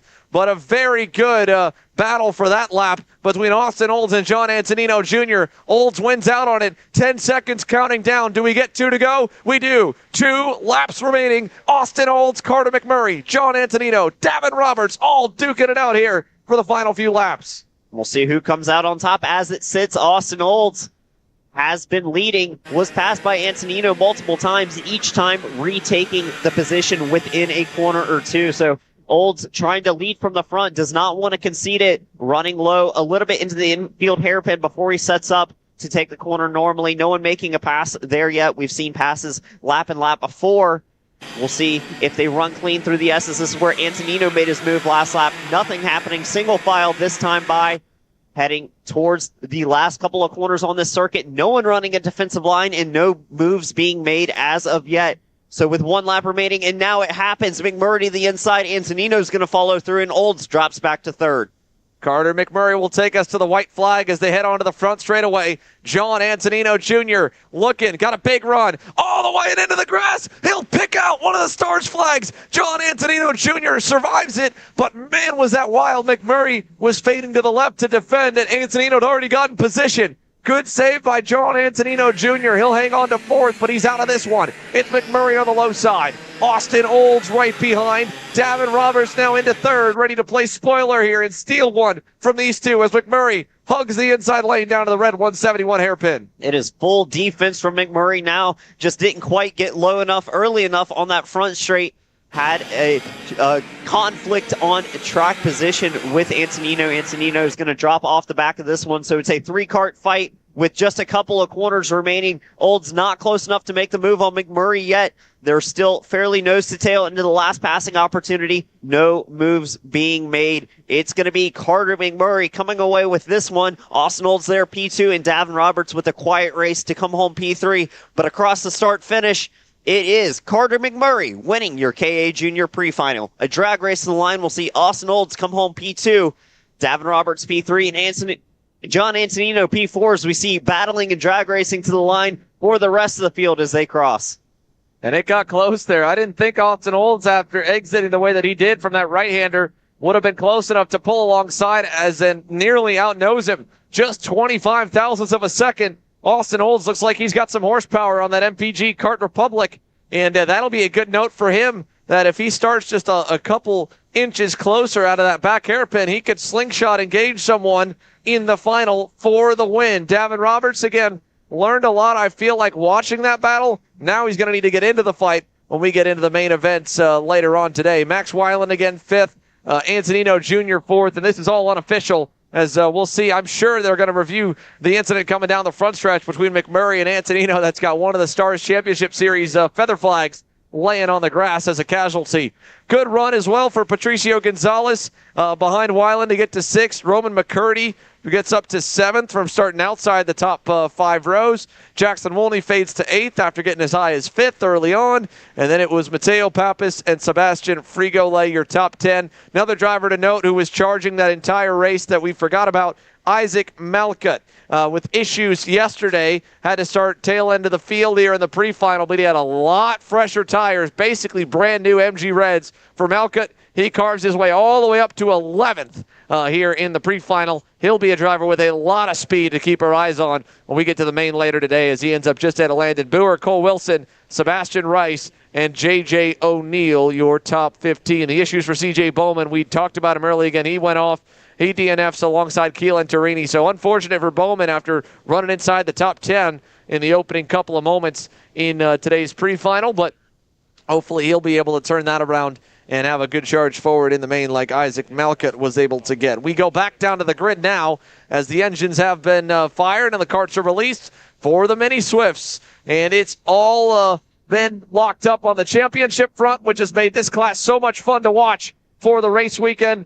But the battle for third in the championship is as tight as ever, with Cameron Marsha having a strong run, Kai Mars having an issue yesterday, and the same for Marco Samet. It's almost dead even between the three of them here coming into Sunday. So drivers out on track now. Your Micro Swift field will get you the starting lineup as the drivers getting those tires nice and hot. The temperature starting to climb here at the Motorsports Country Club of Cincinnati for the Stars Championship finale. The Clash at the Club here at MCC. Drivers still getting those tires hot, starting to form and line up to get ready to take the green. We are going to give you a check. This is actually, I misspoke, not our Microsoft, our Mini Swift Stars. As they work around the final couple of corners, it's going to be Cameron Marsha leading to green. Max McCarram on his outside. Marco Samet, P3. Grady Kroenig, P4. Kai Mars, P5. Ben Gleberman, P6. Alex Kutcher, P7. Jacob Scheibel, P8. Callahan Myers, P9. And Jaime Garcia rounding out your field in 10th. They're into the tram line, Xander. Yeah, here we go. Cameron Marsha, Max McCarram. Got everyone together. Marsha on that black and gray nitro kart. Mokaram on the parallel on the outside. We're green, and they're going to go nearly big tires. And here comes Marco Samet picking up the pieces and going through to the lead. Marsha on the outside. He opened up for the corner. Mokaram went to crowd him down. Mokaram now to fourth. What a great start, by the way, for Kai Mars. Kai Man's up into third there, a car length back from Marsha and Marco Samet already, as it's Mokaram just a couple of car lengths away. That I believe is going to be maybe not Gleberman, but actually might have been Gleberman there in the nitro kart. The 179 there closing up. Jaime Garcia right behind. Then Jacob Scheibele with a good start as well. But it's the Brandon Jarsacrack Racing driver, Marco Samet, that takes us over the crest on the short chute for the first time. And down into the last couple of corners, the sweeping left-hander followed by the tight right-hander. It is Marco Samet leading the way, and Kai Mars, who had a quiet couple of heats yesterday, now finds himself up into that third position. A great start for the driver of the 123 kart as they'll come across the finish line to take their first official lap of this pre-final. Marco Samet still leads the field through turn number 1. Down to turn number 2, Mars, bumper, not going to go there either. He's just happy to ride at the end of the pack right now. So for the Mini Swift Stars pre-final, we'll continue to keep you updated on where they run. Look at Mokaram, by the way, running closer to that pack after going wide in turn 1. He's shaken off the struggles there, gotten around Jaime Garcia, or gotten away from Jaime Garcia, who has moved his way up and into the 5th spot. So the Super Tune USA Paralyn trying to latch on to the back bumper of Max Mokaram. He knows how quick he'll be, and it was the 179 of Alex Kutcher, my mistake, sorry, on the nitro kart back in 5th, now 6th. Here's a change in the lead, though. Cameron Marsha to the inside. Kai Mars will follow. Mars almost close enough to even go to the inside as well for the lead, but he thinks better of it. And that singular pass there is enough to get themselves through. And here they come on the front stretch as 4 instead of 3. It is now Mokaram at the end of the pack. Garcia as well as Kutcher are close. It's Marsha, Mars, Samet, then Mokaram. 1, 2, 3, 4. It's the top 4 starting to break away just a little bit. A 4-kart train heading into turn number 4 this time. Cameron Marsha still leading over Kai Mars. Marco Samet fell back 2 positions in that pass last lap. He'll drop to 3rd place. And you see a pass there to the inside. And Marco Samet going to lose out another position. Yeah, your former leader 1 lap ago, now back to 4th. And the gap opens just a touch to first and second. Kai Mars glued to the rear bumper of Cameron Marcia at the moment. These are two drivers, again, battling for the championship along with Samet. So all three of them, three of the four in the lead pack. Maximo Karam doesn't care about the title fight. He's just trying to get himself back to the front row again for the final. We've still got a long way to go, though. 9.5 minutes plus 2 laps as they cross the start-finish line. If timing and scoring is correct, I think we've put a couple more laps in than what's shown. But nonetheless, Marcia leads another one here as he puts another tick on the marker. And down at turn number 1, no changes there. 2 by 2 by 2 all the way to Garcia and Kutcher there in 5th and 6th. So McCarron recovering after a less than stellar start through turn number 1. He finds himself back up into that 3rd position. And Kai Mars still sitting there in 2nd after a quiet day yesterday. Finds himself at the front of the field just behind the number 114 of Cameron Marcia, who leads the field through the S's. This time still a 4-kart breakaway at the front. As they climb the crest here, Marcia with Mars behind. I don't know how long that'll last. At the moment, it's not shown like it would have any breaking points at all where they would swap the position. Now there it goes, right there. Kai Mars to the lead. Cameron Marcia wants it back. He'll dive him in the right-hander and retake the spot. Maximo Karam just looking for a hole anywhere. He's 3rd, trying to get through. No. Problems for Jacob Scheible. The 121's off on the red 171 hairpin in the infield. And look at this, Marco Samet inside. Wow, that got tight there in turn 1. Maximo Karam did not want to give up the spot at the end of the straightaway, Simon. Eventually has to concede it. It's so tough to hold the outside of turn number 1, as that will spread the field out just a little bit at the front, and it's going to invite Jaime Garcia back into the conversation, sitting there in P5. Alex Kutcher also hanging on to Jaime Garcia. That could make it 6. All on this lead train if they keep fighting like this. Cameron Marcia, though, happy at least the way it currently runs with him at the top of the heap. Coming out of the S's for Kai Mars, a good run again. He learned from last lap. Let's see if he tries that move again in the left-handed hairpin. He'll have an opportunity. He's definitely close enough. Right on the bumper, looking, maybe. No, not going to go there. Marco Samet as well. Now you got all 3 drivers that are fighting for that last spot on the championship podium. 1, 2, and 3 with 7 minutes plus 20 seconds to go. A lot of time left. How much more musical chairs do we want to play with the lead? Let's do it at least one more time. Kai Mars to the point down in turn 1. For the first time this weekend, Kai Mars leading in this Swift Stars category. This time in the pre-final. We're going to set the grid for later today, so it's all to play for in these afternoon finals. But Kai Mars showing the pace that he has, ready to go attack in the final later today after a quiet day yesterday. Cameron Marcia still sitting there in 2nd. The top 3 nose to tail. Marco Samet up on that rear bumper of Marcia as well. But as they work through the S's, we've added a couple more drivers to the back of this field. It's almost a 6-kart train through the S's and towards the back section of the track.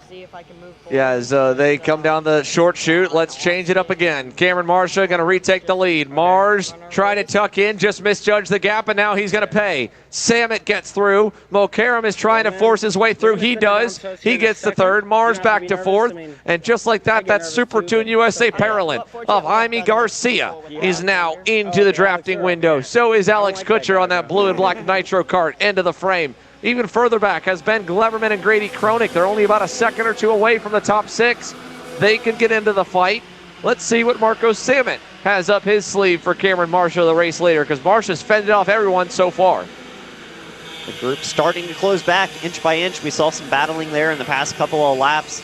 That will spread them out momentarily, but the draft bringing them all back together. So still Cameron Marcia over Marco Samet as the top 4 nose to tail. And like we mentioned, Jaime Garcia and Alex Kutcher just lurking off the back of this train. While the Swift Stars continue to roll, it's the first time this weekend coming up that all 41 of our KA stars will be doing battle. And I believe we've got a couple of them hanging out on the KC pit box over there. Caleb Vieska, how's it going down there here this morning?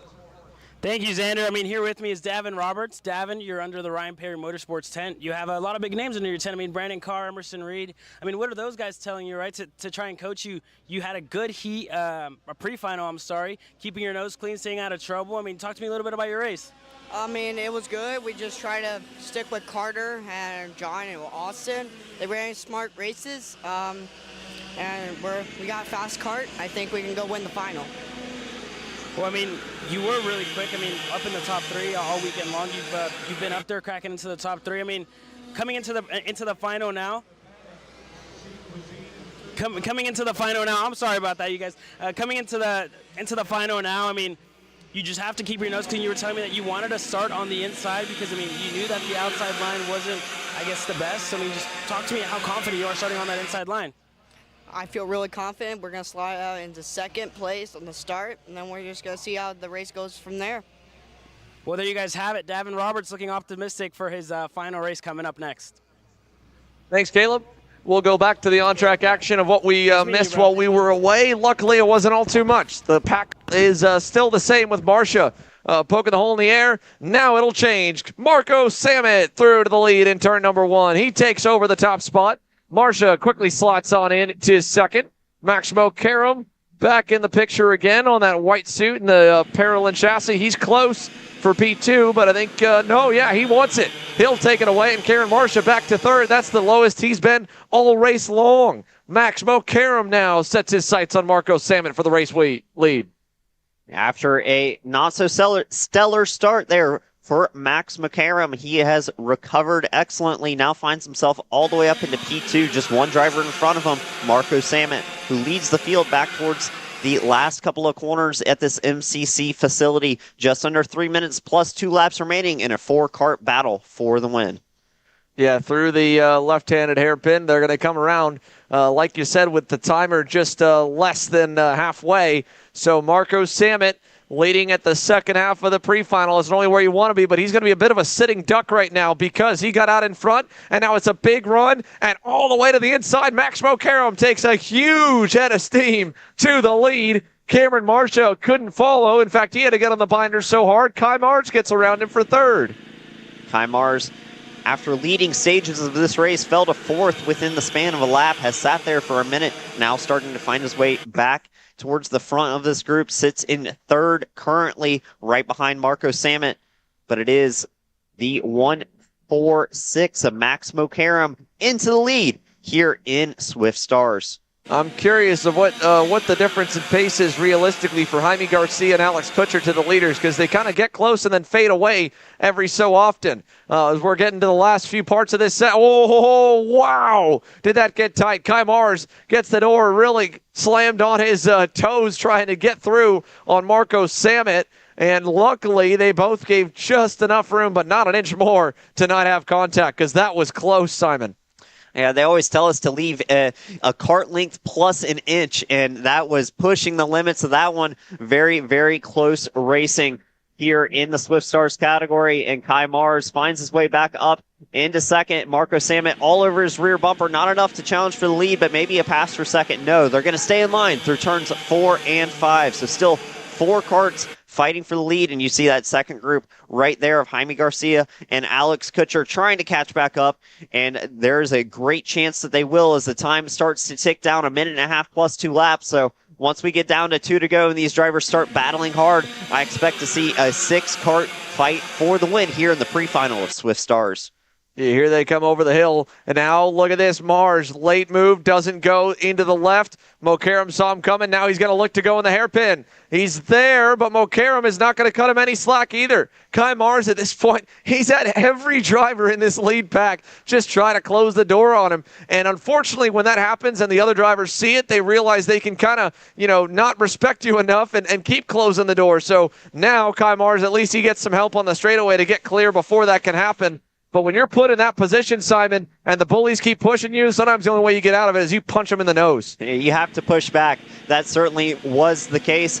Kai Mars had the door closed on him, immediately went back to the lead in the next corner, but now finds 3 karts passing him through turn number 4 and 5. He'll drop from the lead back to 4th in the span of 1 corner here, Xander. And Jaime Garcia and Alex Kutcher, is actually Alex Kutcher getting to the rear bumper of Kai Mars. So 5 karts now, possibly 6 as we get to the closing stages of this race. Here we go, over the short chute, down the backstretch, into the left sweeper. Can Marco Samet hang on for another 2 1/4 laps around? This may make it a little easier. Cameron Marcia getting through on Max Mokaram. He takes over second. Mokaram back to third. But again, Marco Samet, by getting out of kart length ahead of the leaders, he'll be asking them to get a huge run on him down by turn number 1. 2 to go now as they head to the first corner. Marcia not close enough to do anything for the lead, but at least he's far enough ahead. He's safe in second. Mars there, and again, look at Alex Kutcher. I mentioned him and Jaime Garcia. It was kind of puzzling to me that they would lose some ground, then gain it back. Kutcher is at the end of this lead pack. He's right there in 5th. Yeah, it's closed up significantly in the past lap and a half. Drivers starting to get aggressive and find places to make those passes that are necessary in the closing stages of the race. We're getting down to the wire here, and it's still Marco Samet leading the way. Out of the left-handed corner and up and over the hill for Marco Samet. Cameron Marcia, Max Mokaram. Here comes Marcia for the lead into the left-handed sweeper. He'll get through it. Oh no! Kai Mars up and over. Hard up and over was Kai Mars there in the TKG Kart Republic. He's still up and underneath it trying to get out. That could trigger a red or potentially end this one because he has not been able to get away. Here comes the leaders. Cameron Marcia, white flag in the air. We're still green for now. Marco Samet second as they go down to turn number 2. Wow, an incredible sight there. Massive crash for Kai Mars. We're going to hope that he is okay. Still 1 lap left to go in massive contact. We'll hope the drivers start to settle in after seeing the big crash there. Yeah. He is up and walking, we hear. Yeah, Kai Mars up and okay there. That was a nasty flip as he got kind of caught and on top of the left-hand side of Max Mokaram. So Kai Mars okay. That's why we're still green to the finish. That is one tough young man on the Trinity Karting Group team. Unfortunately, he'll have some damage to repair and have to start at the tail from the main event. But Kai Mars out of it, and as well, Mokaram gone. So is Kutcher. It's just these two. Final lap. And wow, Marcia opens up big time. Marco Samet gets through. He can't get back around him. Here they come out of the right-hander. Marco Samet, I don't know what Cameron Marcia was thinking. He left the door wide open. And now, look at this, maybe at the line. It's going to be a drag race, but Samet holds. And across the line, it might have been. Whoa. It was dead heat. Whoa. 0-0. Nothing separating the top 2. We're going to have to go to a photo finish with that one to see who actually came out on top. Was it Cameron Marcia or was it Marco Samet? Timing reads that Marcia got it done after leaving the door open, was able to get the draft, but they have tied down to the 10,000th of a second. We're going to have to dive into this one and see who actually won this pre-final. Here it has been revised. We just see Marco Samet now being counted as your leader. So we're going to have to go for more information on that one. But a dead heat to the finish. Wow. What a race here in the Swift Stars. Yeah, that was wild. That was a crazy ending here. Hopefully we can check in on Kai and make sure that he's okay. In the meantime, let's go check down with Caleb on pit lane. He's standing by with James Overbeck. Caleb? Thank you, Xander. I'm here with James Overbeck. James, it was a good day for you yesterday, winning both your heats. You got the most points out of anybody. You know, you're starting on pole here for the pre-final. Just walk me through. You're still in the hunt for the championship here. Emerson's starting further back after a penalty yesterday. So how are you feeling? Emerson's all the way back there. You're up here. You're doing everything you can to win this championship. Yeah, he's going to be hard to beat. I know he's going to come through the field, so I just got to stay on my game. I can't back down at any point. I had a good day yesterday, but that doesn't mean I still got to keep going, and I got to try to keep the championship out of my mind and just focus on trying to win. Well, there you guys have it from James Overbeck, looking for a win here in the pre-final. I got it in reverse. You drove this, right? Nope. Just back up. You just hit the gas, turn the key on. Thanks, Caleb. Thank you. We'll go back over to the racetrack here. You can see the recovery vehicle making its way back around to get into position for KA Stars. And we'll let James Overbeck get suited, booted, and into the go-kart for the pre-final. 39 drivers in total. First time they've been combined all weekend. And it's the first time for at least a good amount of the field, they've seen each other, because when they split up into two groups on Saturday, they race in their own group and don't go head-to-head with everyone until today, and including Overbeck, right? Emerson Reed is the driver. He's fighting in the championship. They were in split groups yesterday, and now today they finally are on track racing head-to-head against each other for the first time all weekend. So the pre-final will be a good check to see how that goes. Let's go through our starting lineup to see where they all line up. We know we mentioned earlier in the broadcast, Reed rolls off down in 12th after the penalties were given out for the heat races. We saw him get into it a little bit with Mick Gabriel in both of them, actually. But up front on the pole, of course, Overbeck. To his outside is going to be Nate Cicero on the Brandon Jarsacrack Racing LN kart. He's looked pretty sporty so far. Luke Powers having a really, really strong and consistent run here this weekend. His best career starting spot in KA Stars. He'll roll off in the 3rd position on the 955. And to his outside, it's good buddy Eli Warren. The two teammates here as privateer entries for each of them, but on the red speeds, they make up the 2nd row. Spencer Conrad's got his OTK on the inside. A veteran Mick Gabriel on row number 3. The senior rookie on the Team GWR entry rolls as the last spot in the top 5. Row 4's got Ben Lida on the inside. A good starting spot for Ben. He's at a charge forward in all of his heat races to get to this point. And to his outside will be Drew James. And rounding your top 10 will be Brandon Adkins and Carter Thompson. Alex Feldstein will start on the inside of Emerson Reed for row number 6. Row 7, Presley Whitney and Sam Avrutsky. To round off the top 15, it's Nikita Paneris on that Trinity Karting Group Kart Republic. To his outside to complete the 8th row will be Chris Harrower's Comp Kart. You move further back to find Ryan Bierman and Finnegan Bailiff on row 9. Remember, Finn Bailiff was a driver that was in the lead pack in both heat races, but blew a chain in the opening heat. That mixed bag of results will have him starting way back, right in the middle of the Hornet's Nest, mid-grid, as you see him, one of the last drivers to get down into the go-kart. He's got some work to do. Talked to him on the grid for morning warm-up. He said, well, to be honest, the main guys who have been racing have been all in the top 5. I think I can get there, and we'll see if he can prove himself right in just a few moments. Rounding off the top 10's got Rodrigo Gonzalez and Liam Kerper on row number 10. Behind them, Vaughn Beasley, who had such a good day yesterday in terms of speed, really turning a lot of heads. Kid's only been racing for about 14 months. Super, super impressive from Vaughn Beasley in the 915. Unfortunately, similar to Finn, an issue in Heat 1, and then a good result in Heat number 2 has him in the middle of the grid here for the pre-final. The outside of Beasley on row number 11 will be Nikolay Dukov. Row number 12's got Jake James and Harbier Doss. Row 13, Mackay Winfrey and Kyle Raymond. Row number 14 will have Ryan Miller and Rush Gary. Row number 15 to round off the top 30, Ben Gaunt and Brenna Schubert. Then it's going to be Tristan Altman, Jake Phillips, and shotgun on the field for James Brassel and Ian Morrison. There's a look at the full grid of the 30, even further back, my bad, that's row 17. The last one on the grid will be Harrison White and Peyton Klein. 38 drivers lined on this one. I believe might be as many as 39 after all. But there's a look at your outside pole man, Nate Cicero. Had a really, really smart day yesterday. While there was chaos around him in that second heat race, he kept his nose clean, had a good time, got himself a good race result. And, of course, James Overbeck.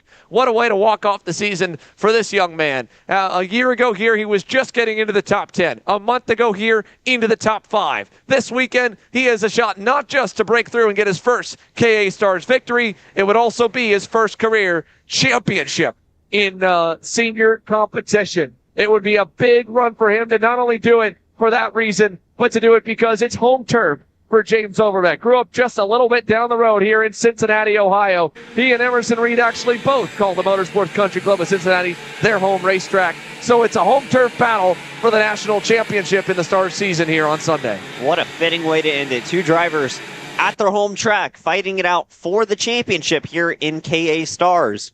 We're live at the Motorsports Country Club of Cincinnati for the finale of the Stars Championship Series. It's the clash at the club. Drivers in KA Stars rolling out onto the track now, getting some heat in those tires and getting around to set the grid and take us to the green. James Overbeck and Nate Cicero, your front row. Again, with Powers there on the white bumper and a white suit, he'll line up in third. Great weekend for him. Eli Warren, very consistent run here for the driver that has also been impressive in his rookie season. Both drivers in their first full year in the senior category, Eli Warren and Luke Powers, came into this year just kind of hoping to learn, running on their own, father-son duos, and wow, they are all the way up at the top of the heap here in KA Stars. And for Overbeck and Cicero, it's a nice and slow-looking start. The field looks good. All packed up, 39 cars underway for the first time all together. And down to turn number 1, Overbeck gets nice and clear on the Brandon Jarsacrack Racing Tony Kart. And it's a good start for Powers to get to second, third for Cicero, fourth for Eli Warren as they head to turn number 4. Everyone clean through turn number 2. It's going to be Overbeck leading the field through turn number 4. A little bit wide there for him as we see some 2x2 action farther back in the pack. One driver off. That is a Trinity Karting Group machine, the 945. Unfortunate break here on the opening lap as the rest of the field heads towards the S's now, so still side by side farther back in the pack.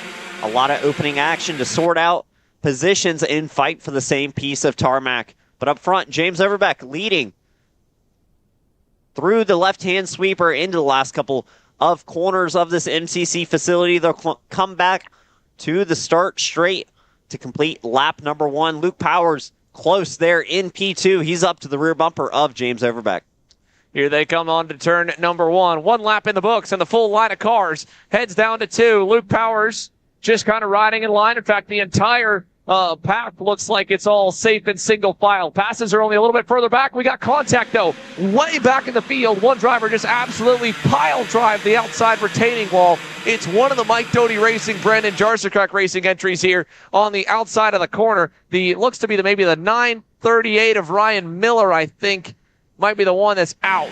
And he was running at the line in 24th. So if that was the driver, he's gone. Only one, though. The rest of the pack is now following the rookie, Luke Powers, through to the lead over James Overbeck, Nate Cicero, Eli Warren. And now they're side by side for second. Cicero inside. Warren trying to go as well. He'll go through. The pole man's all the way back to fourth now at the end of lap 2.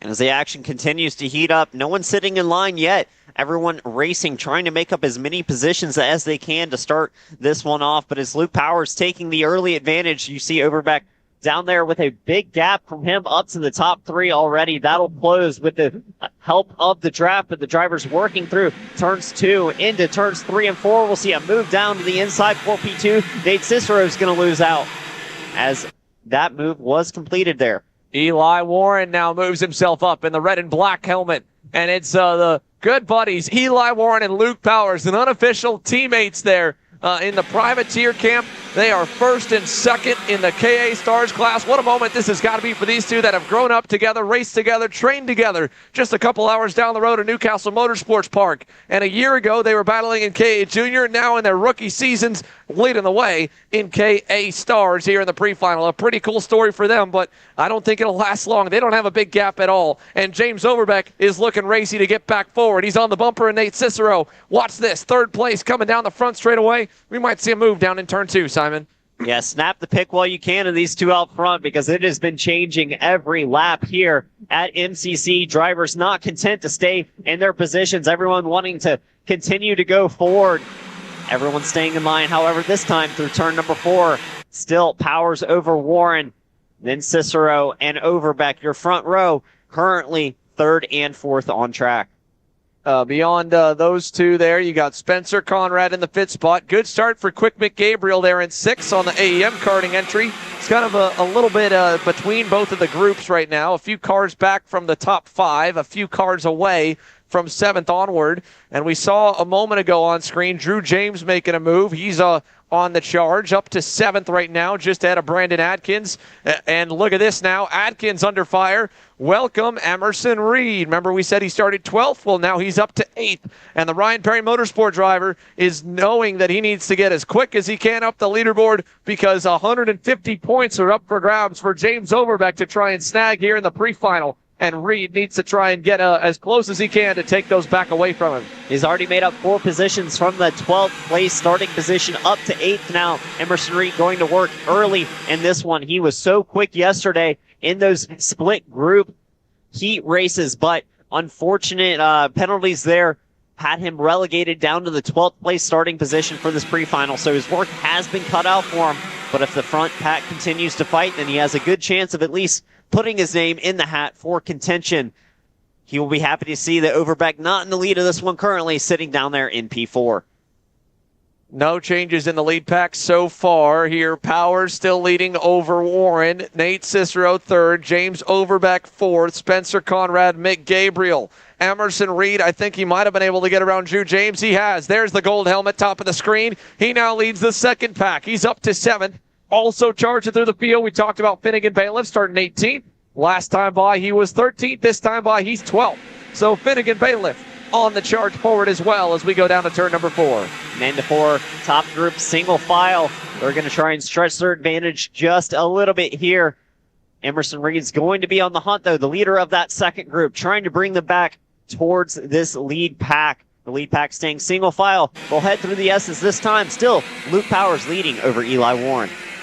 As watch this here, group through the S's. That's going to be Alex Feldstein on the back bumper of Brandon Adkins now. He's trying to get through, if not Ben Lida. That might have been Ben Lida or Feldstein. I'll have to get my IDs right on that one further back through the grid. But it's Reed over Drew James, then Brandon Adkins, and then I think Finn Bailiff's already gotten himself up into 11th. Yeah, there he is. There's the Trinity Karting Group Kart Republic of Finnegan Bailiff, and I think it is Ben Lida there in 10th, and it's Feldstein back behind Bailiff now to the 12th spot. So Finnegan Bailiff, P11 from P18, and he's still got 6 minutes plus 2 laps to go. Lap time-wise, he looks pretty stout. And everyone on that last lap, everyone inside the top 7 within the same 10th of a second. So the pace evening out here, and these drivers trying to find the maximum potential. We'll see. There is Finnegan Bailiff on your screen, making positions up consistently from the start of this one. We're down to 5.5 minutes plus 2 laps remaining, so still time to go, and Kart's in front of him. Luke Powers and Eli Warren have not seen a challenge further back from anyone else. Nate Cicero has been happy to ride to this point, but you saw him fade a little bit there, just looking, just kind of setting up some moves in his pocket to make later on in this one. He's showing a lot of patience. Same for championship contender James Overbeck, who I think with the way the heats fell probably leads the standings now going down to turn number 1. One driver who's fallen off the lead pack, though, as they've gone quicker, is Spencer Conrad, the driver in 5th on the red and black Team GWR Nitro Kart livery Tony Kart. He's now a second away from the lead, 7/10 back from the back bumper of Overbeck, and he's going to fall into the clutches of Mick Gabriel here pretty soon, who's just been chomping at the bit for these leaders to start battling, because the moment they do, he gets to get closer to them, and that's probably partially why they're staying single file and letting more drivers fall off to the wayside.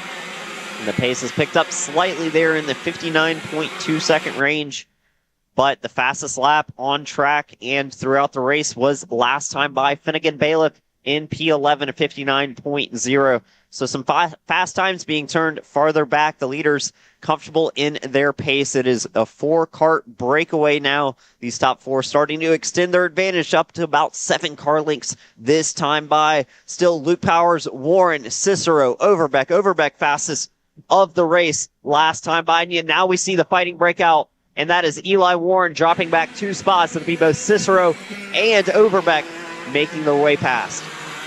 Yeah, they get through. So now they've split up kind of these pseudo teammates, as also behind Nick Gabriel got around Spencer Conrad.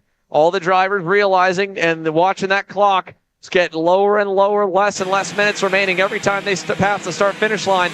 It's getting to be go time.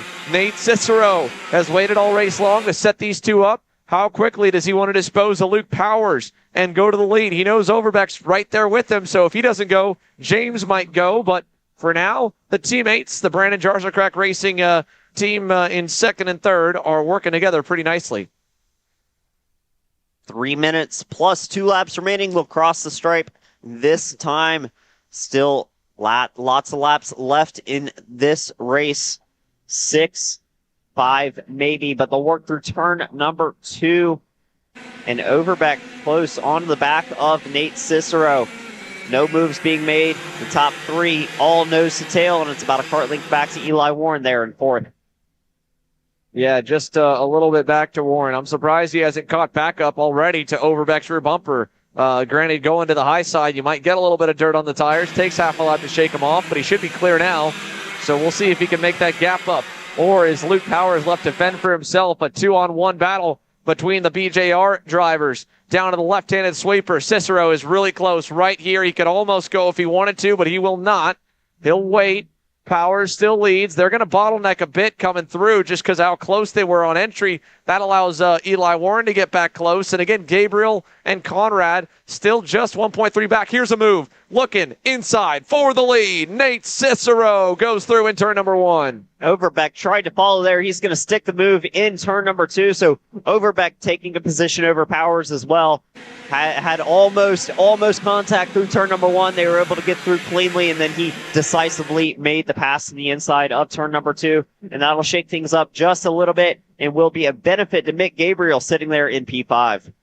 Yeah, Mick Gabriel loving this here. It keeps getting him closer and closer. It's two different kind of camps up front. Mick Gabriel wants to bring a third party into it on his AEM karting entry. Spencer Conrad as well, following him back forward. And Emerson Reed, he got away from the mid-pack and didn't really have any help because Finnegan Bailiff had to take a little bit longer to get up the order. He's at least gotten himself to 8th. Both of those drivers, though, by their lonesome in the last minute, and they're still too far away, no matter how much these leaders battle, to really get up to them. Down to turn 1, it's the Brandon Jarsacek Racing 1-2 punch that leads us over to turn number 2. Cicero on the blue and yellow LN card, and Overbeck on the green and white Tony kart. And again, Emerson Reed does not want to see this right here. James Overbeck to the lead. 150 points up for grabs for James Overbeck if he can bring this one home.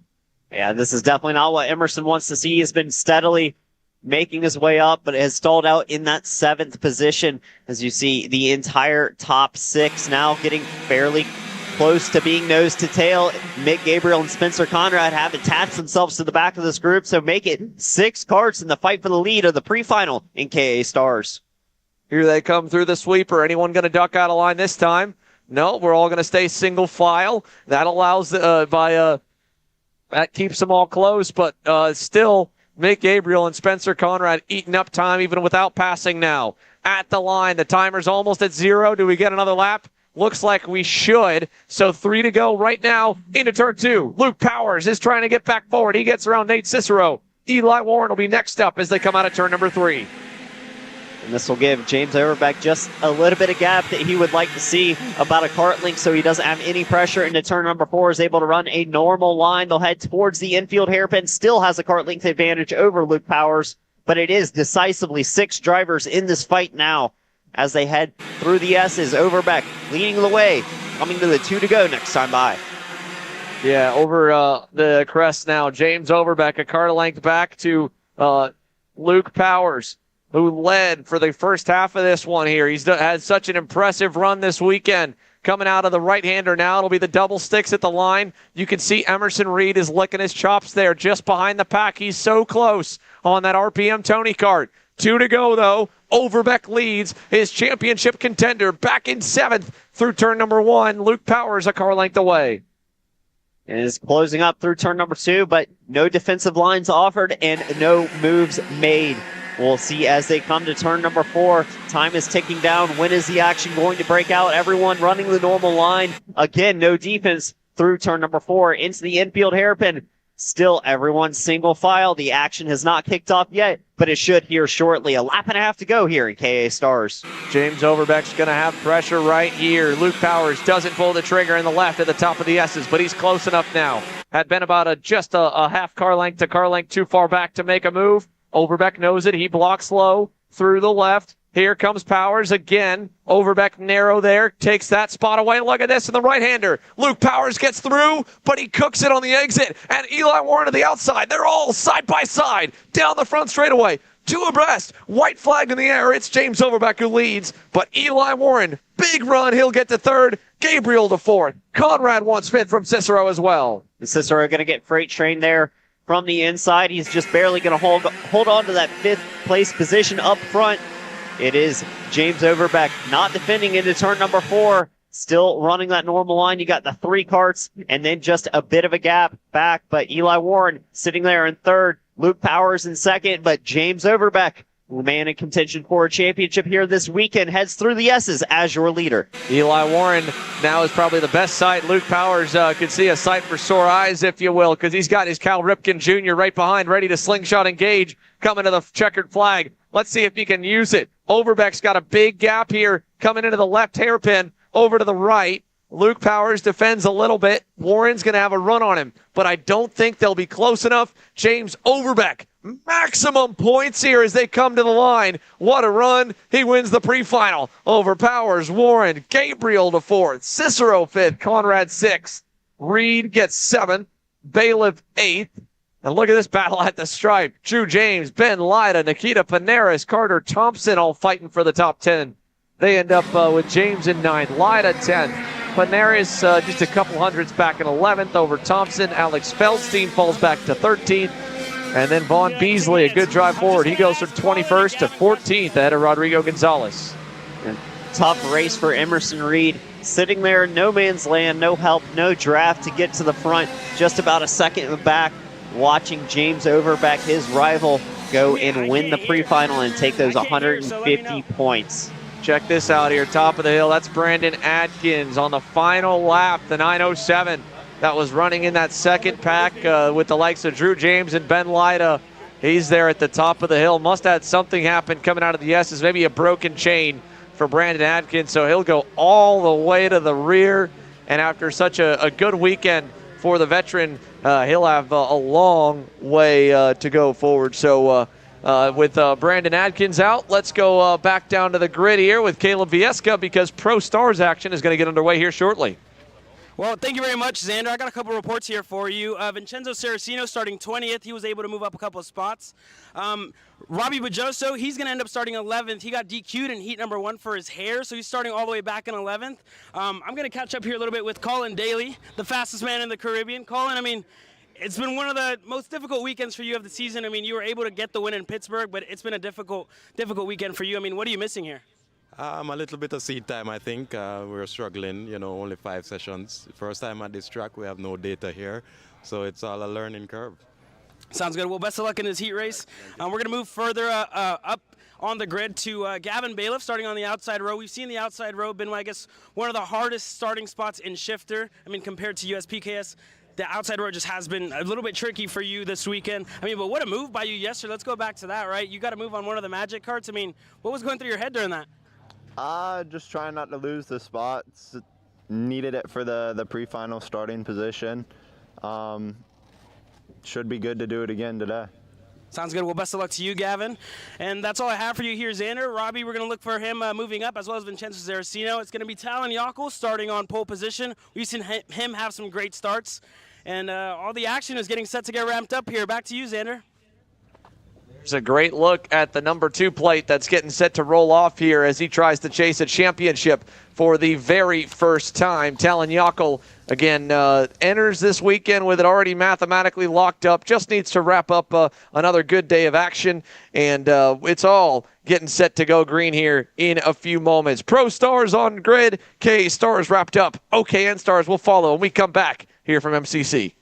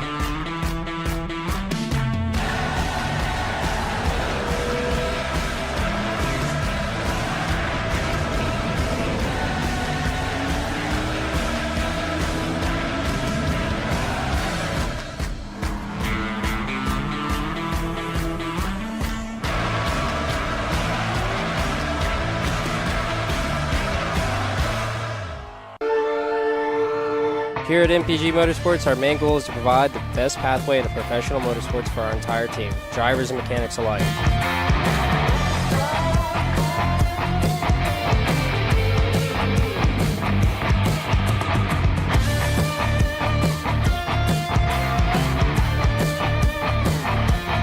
We're based out of Whiteland Raceway Park in Indiana. For more information, contact us at chase@mpg-motorsports.com.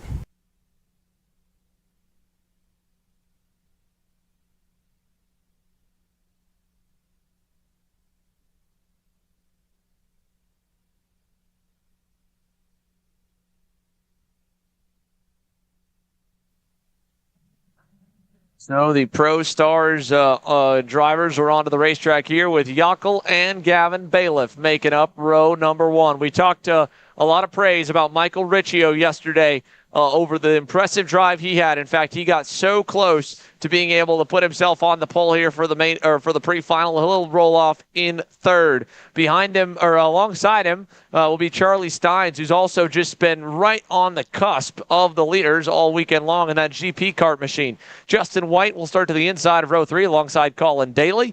Then row 4, you'll have Jason Enrique and Safik Hadek III. To round off the top 10, moving up one row from the qualifying position for Zach Frank and the Eyes Up Body Symmetry MD Beer Alart. And on his outside, it'll be Jonathan Ocasio, who leads the way in the Rock Stars category. Outside the top 10, you'll have the likes of Robbie Boydishow, as mentioned on the grid. Thor, as he's known inside the Checkered Motorsports camp. The Luscious Locks cost him in heat number 1. That was the meatball flag. We weren't unsure what he was getting for. It was for the hair coming out of the helmet. Well, he's got it, tied back nice and tight, I'm sure, today. And he'll be fun to watch from 11th. Don't forget Vincenzo Saracino coming from 20th.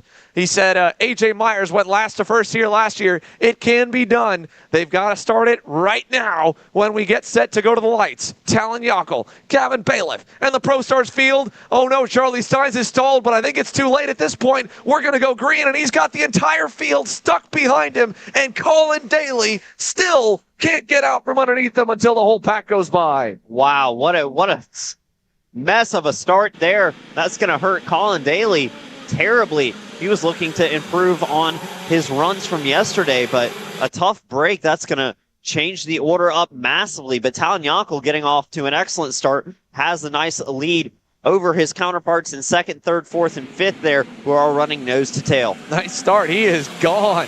Talon Yockel is out by probably over a second by now. Back to Bailiff. As look at this, Ian Quinn versus Robbie Boydishow. Top of the screen right there. That's just outside the top 5. Robbie trying to hang on the outside. Now his teammate Andy Rule looking to get by. Oh, Ian Quinn just blew that corner. He went to the wayside. And now Boydishow gets back in on him here. Cold tires, first lap to give him credit. It's not going to handle that great. Look at this, though. What a defensive move. Gavin Bailiff is feeling the heat from Michael Riccio, the rookie, to the outside in turn number 2. Just can't get it done. And here comes Jason Enrique. He gets around Justin White. That's back for 4th. So a complete shakeup as this outside lane got absolutely hammered by Charlie Steins not being able to roll off the line. Daly 22nd. And a number of drivers that were in that group, like Safik Hadek III outside the top 10. Somehow Vincenzo Saracino got a rocket ship of a start. Vincenzo's already up, I think, to 10th now.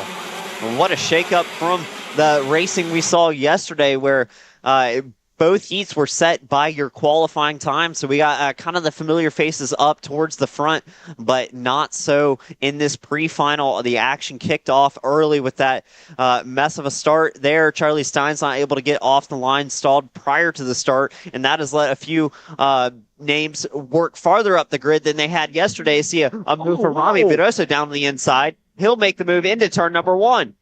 We had one driver just spurred off to the wayside in the grass down the front straightaway. I don't know who that was that we lost. I think it might have been Ian Quinn. Yeah, Ian Quinn just pile drive the wall coming down into turn number 1. It's like the steering broke for him. Also problems with the 242. I think that's Jacob Hughes. He's out on the racetrack. Gavin Ivey. Gavin Ivey in the DR kart's out. Hughes is fine. but up front, so we've lost Ian Quinn. It definitely looked like something was off. I got to give him a little credit because it looked like he missed the corner. And now, change for second, it's Michael Riccio going through. He gets by around Gavin Bailiff. Took him a long time. Bailiff was making that kart really wide, and now Robbie Boydishow nearly able to get by there for third. Enrique fourth, Enrique fifth. Justin White right behind. He's under pressure from Annie Rule. That's for 6 and 7.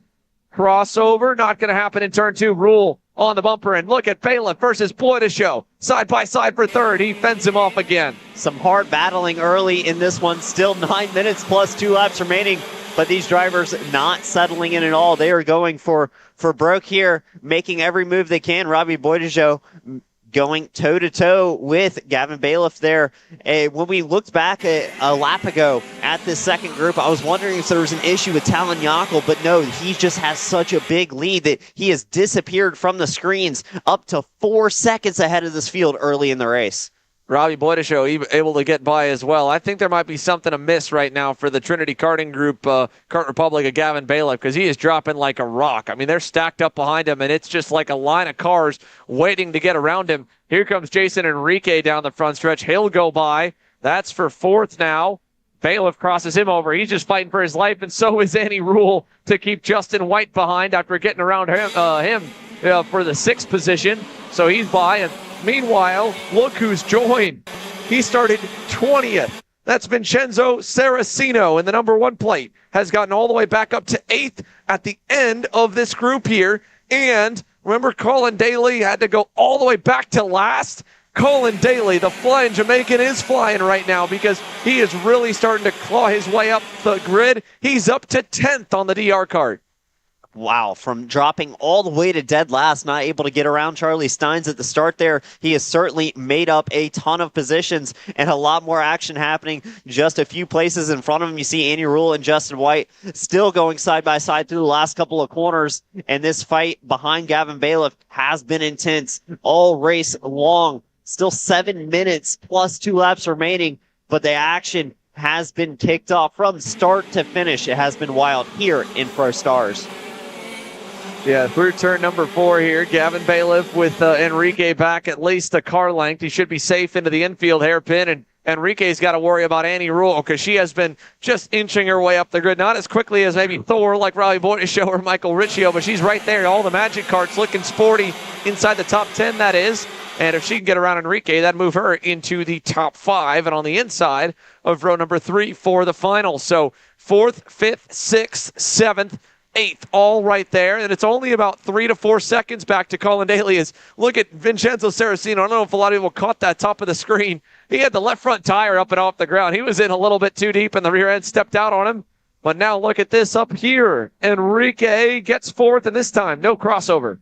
Nope, and Annie Rule diving down to the inside as well. She's looking to put some pressure on these two in front of her. Enrique was the one she was nose to tail with. Now it's going to be Gavin Bailiff as she has gone to work here. An impressive drive for Annie Rule early in the running here in Pro Stars. Through the infield hairpin, Enrique, Bailiff, Rule, White, your group on screen. Down to 6th, back to 10th, all fighting for this midfield action.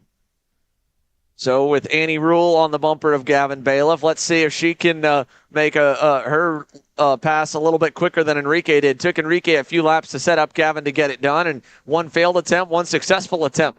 Justin White as well. We're just kind of hanging right there on the Kartworks USA Maranello. Here comes Rule. Inside, turn 1. Watch for Bailiff to cross her over.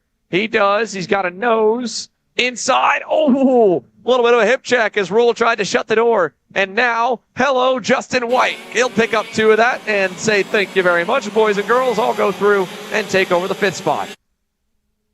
And right behind Andy Rule now is Vincenzo Saracino. He has arrived onto the scene for this midfield battle. Andy Rule still trying to go to work on Gavin Bailiff. He kind of hip checked her out of the way into turn number 2. It cost both of them a couple of spots as Justin White made his way through. And now you see Bailiff defending on Rule. Rule to the inside, and she'll be clear on Gavin Bailiff, and Saracino comes through as well. Nicely done, Vincenzo Saracino. He gets through for the 7th spot. Oh, whoa, that was weird. I think he missed a ship coming out of the right-hander. Here comes Colin Daly now on Gavin Bailiff, who got tripped up. And the Jamaican has gotten his way all the way up to 8.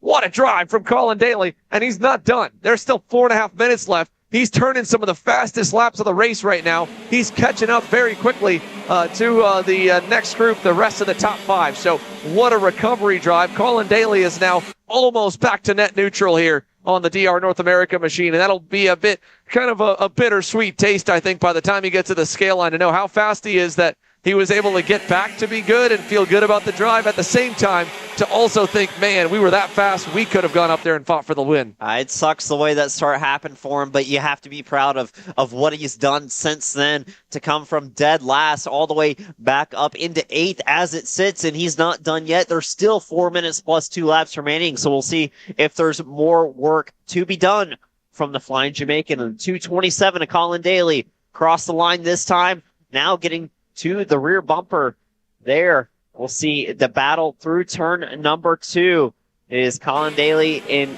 he's close. Saraceno sharing some track. Yeah, and Saraceno was so narrow there to defend as well. Check it out, Robbie Boydishow catching up to his teammate in Michael Riccio, the captain of the ship right now, closing in on one of the crewmates for second. We'll see if he wants to get aggressive to get by him, but I think at the same time a pass will probably much sooner happen between Saraceno and Daly for position number 7, if it hasn't happened already. Daly was close. You saw Saraceno kind of holding the low side, and now as they go into the left-handed hairpin, it's Rule, Saraceno. Here's Daly. Oh, he was close there, and Saraceno did not expect that one at all. That was one heck of a save by Vincenzo. Yeah, Vincenzo able to recover that one, but it's Colin Daly wasting no time in any of his moves. He is passing karts as he gets to them. Does not sit behind him for even a lap. We'll see how quickly he can take the fight to Annie Rule. She's defensive into turn number 4, out towards the infield hairpin. Where is Colin Daly going to make the move? He's so close. There it is. That was late. Oh, that was textbook. That was cool to watch from Colin Daly right there. As soon as she got onto the brakes, ducks out of line inside, perfectly clear. And Colin Daly now up to 6th.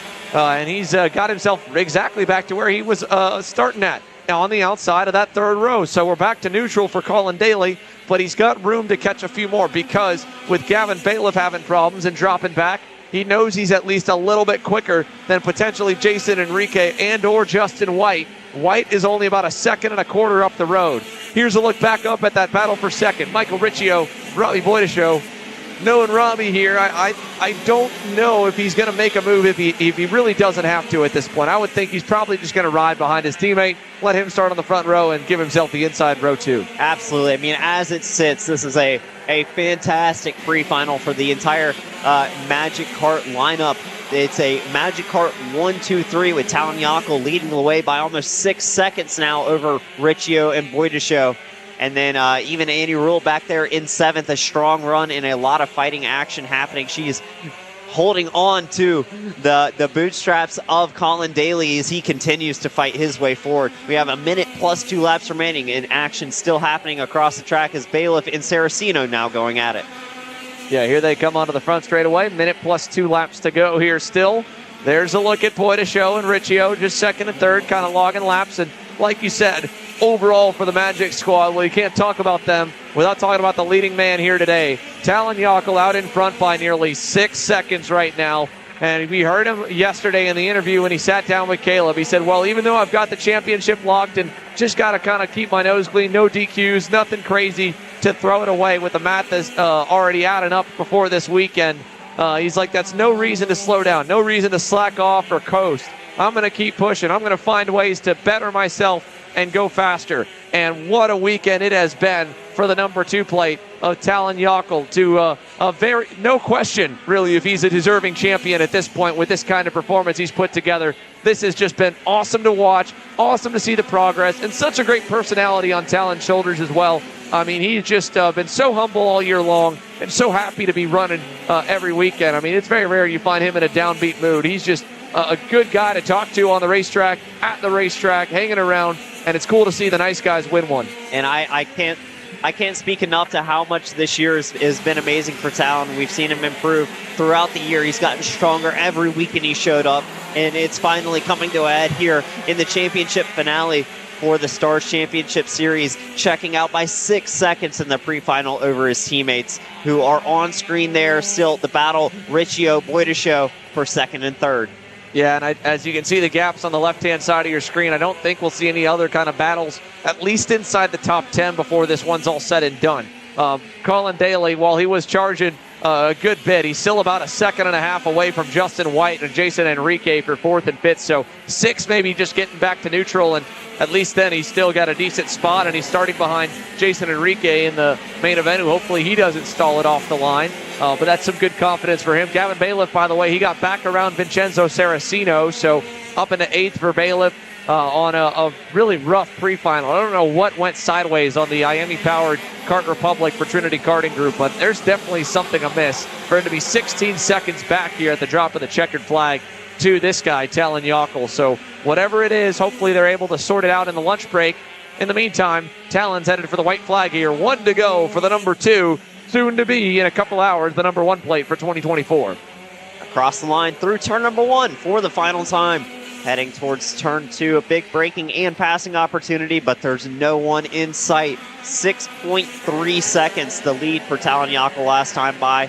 We'll watch him take his victory tour here. The last lap of the pre-final will line himself up, provided not a mechanical here with a half lap to go, will line up on the pole for the final later today. The number 2 plate, like you mentioned, soon to be number 1 plate, Talon Yockel through the S's. He'll take us up the hill here for the final time at Pro Stars. If you're watching our coverage, don't forget, if you want to watch these guys get after it in the main events, you got to make sure you're a KC Premium member for $9.99 a month. You got to hit that join button down at the bottom of your screen here on youtube.com/kartchaser, because otherwise that'll be the last you'll see of the number 2. Look at this. We didn't think there'd be a battle. Last second battle further back. Talon Yockel's going to win the pre-final easily, but Daly gets through on Justin White, who goes a little bit wide. That was for 5th. Coming out, this is 4th, 5th, 6th, and 7th across the line. It's Yockel, Riccio, Boydisho, and Jason Enrique on that final lap. Hangs on. Colin Daly goes from 6th to dead last to 5th. What a drive. Every spot of the field he could possibly have been in. Oh, no. The last lap, Vincenzo Saraceno with an air bot and the carburetor. Yeah, the carburetor comes straight off the engine. And this is coming onto the front straight away. Vincenzo Saraceno, after what has been such a frustrating weekend for the reigning champion, to be about 1,500 feet from the end of the session. He's blown up 2 engines. He's had to drive through adversity all year, it felt like. And it's just kind of been a story for the season for poor Vincenzo. He'll have to do it again. It was dead last. It was looking up coming into this pre-final. Had a strong run, was confidently inside the top 10 all race, and came up just short on the last lap. Made it through the last corner, just not enough to get across the line. The carburetor assembly coming off of the engine itself. That is an incredibly tough break for Vincenzo Saraceno.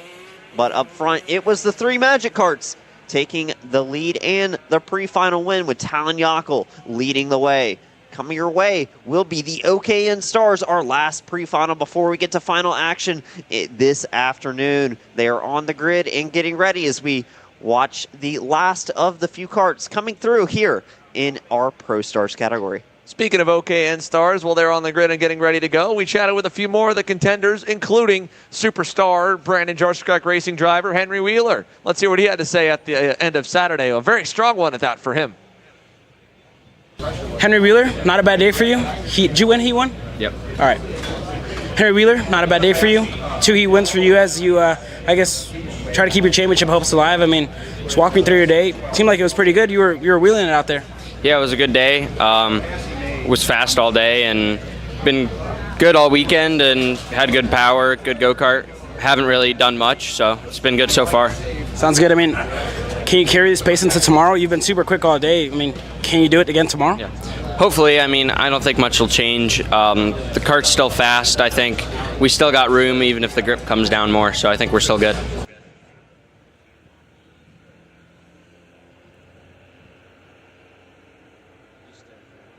That's the end from Henry Wheeler in terms of how his day went. But you go from Henry here to a driver that was kind of chasing him for a lot of the afternoon. In fact, the whole field was. But for Alex Stanfield and the team GWR Giller, they're still searching for that first OKN Stars victory of 2023. Henry got one at round number 3. For Stanfield, I saw him on Friday. He felt confident. I'm not sure how it ended up for him on Saturday where that level ended up, but he was getting closer by the end of the day.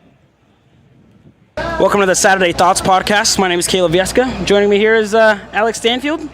Chuck, I mean, pretty good day for you. A lot of pace in the OKN, finishing second in Heat 1 and I think fifth in Heat number 2. Fourth in Heat number 2. So, I mean, not a bad day. Good pace for you this weekend, right? I mean, just walk me through how your day went and how you feeling going into tomorrow. Yeah, we feel pretty good. We definitely just didn't make the right call for Heat 2. Yeah, I mean, my driving wasn't the best either, but I'm looking forward to tomorrow, and I know we have good pace, so I want to see what happens. Just like that for Alex Stanfield here. It's one bad call, one good call, one overall mixed bag of heats between 4th and 2nd.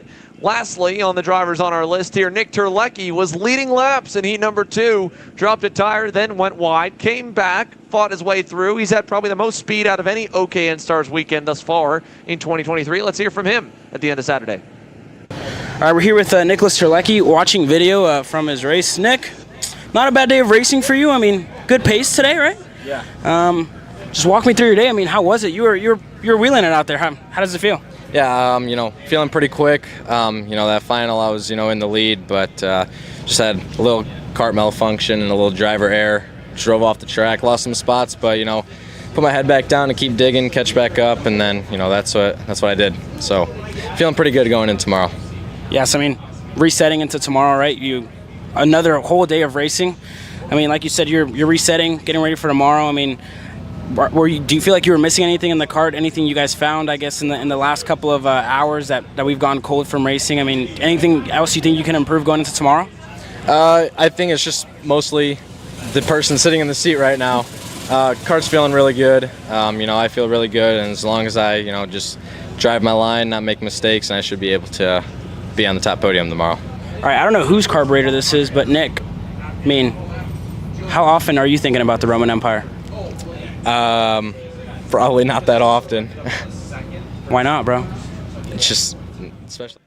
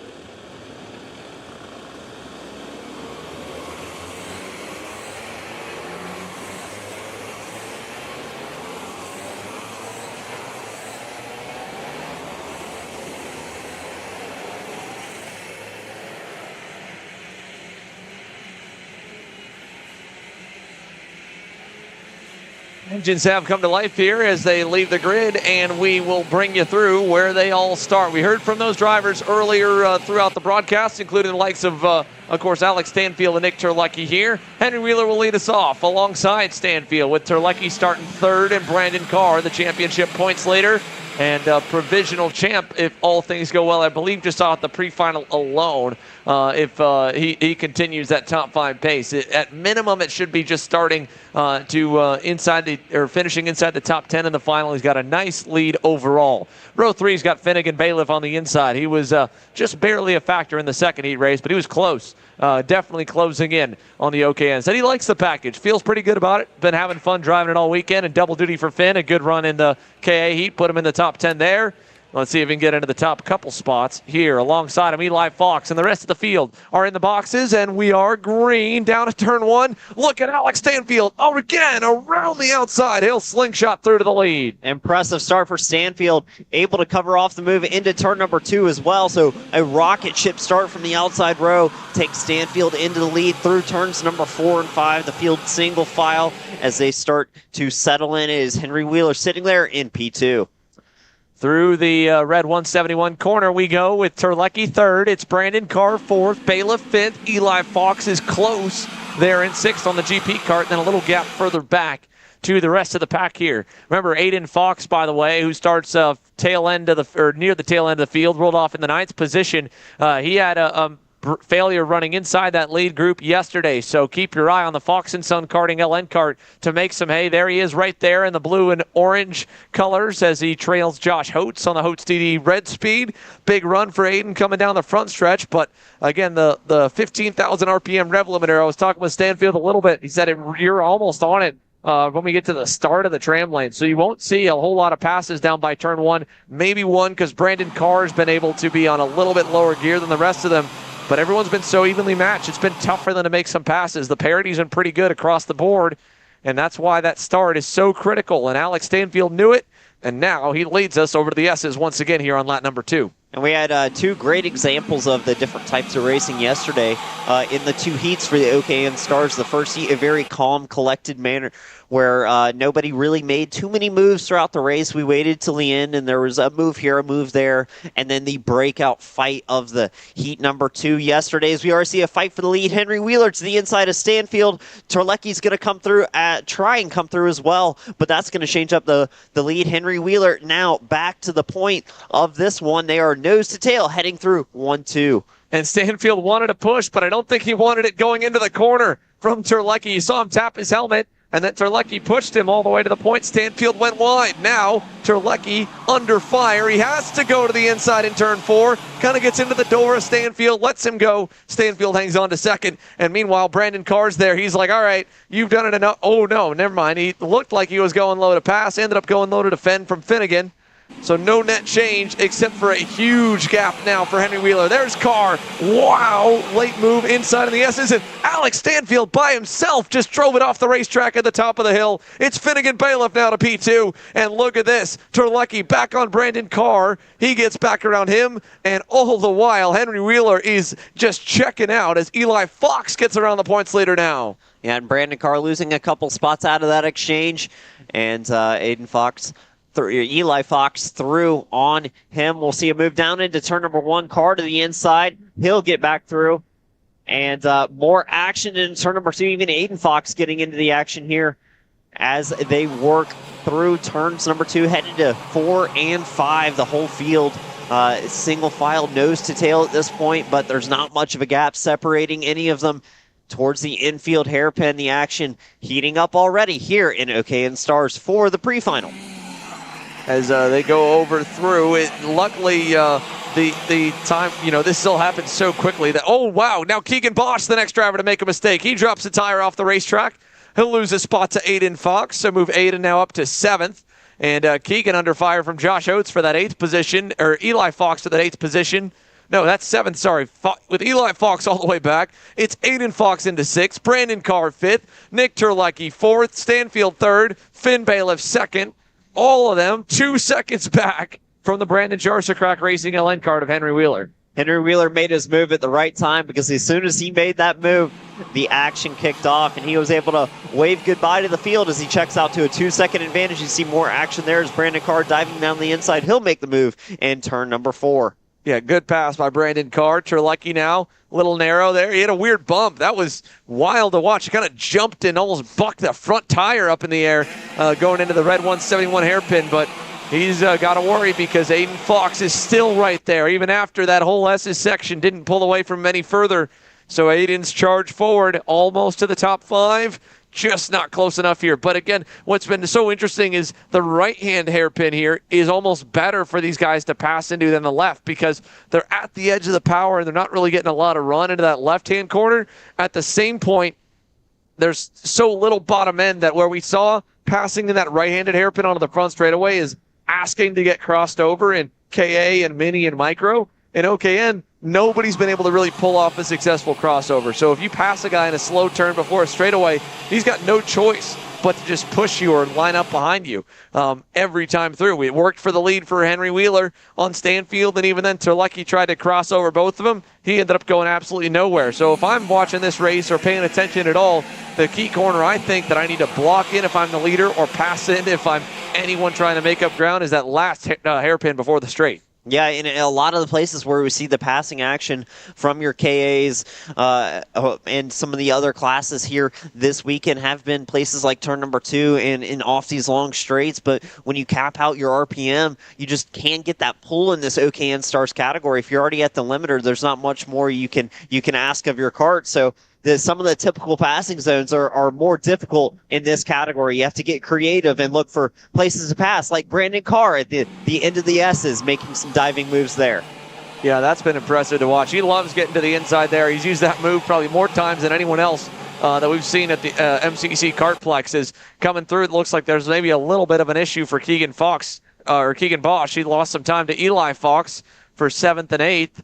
Was only a couple tenths back across the line. Now he's more like a second back on that MPG Motorsports Kart Republic in 8th. 5.5 minutes plus 2 laps to go. There is the leader. There is the second pack. The other part about them being evenly matched here is that you can see on the lap times and on the gaps between the lead and P2 that it's not getting any bigger. Outside of that 1.5 lap kind of skirmish between Henry Wheeler getting away and everyone else fighting for second, he hasn't pulled away much further. That lap he does from Bailiff, but the lap before Bailiff was quicker. So they've all been just holding that 2.5 seconds to 2 seconds. Yeah, and that's just a great testament to the parity of these engines here in this category that pretty much throughout the field down to Nicholas Terlecki in 5th was running the exact same times last time as Henry Wheeler up in the lead. So everyone has the pace. It's just about making sure you get the track position at the right time. Henry Wheeler picked his chance to make the pass back for the lead and timed it well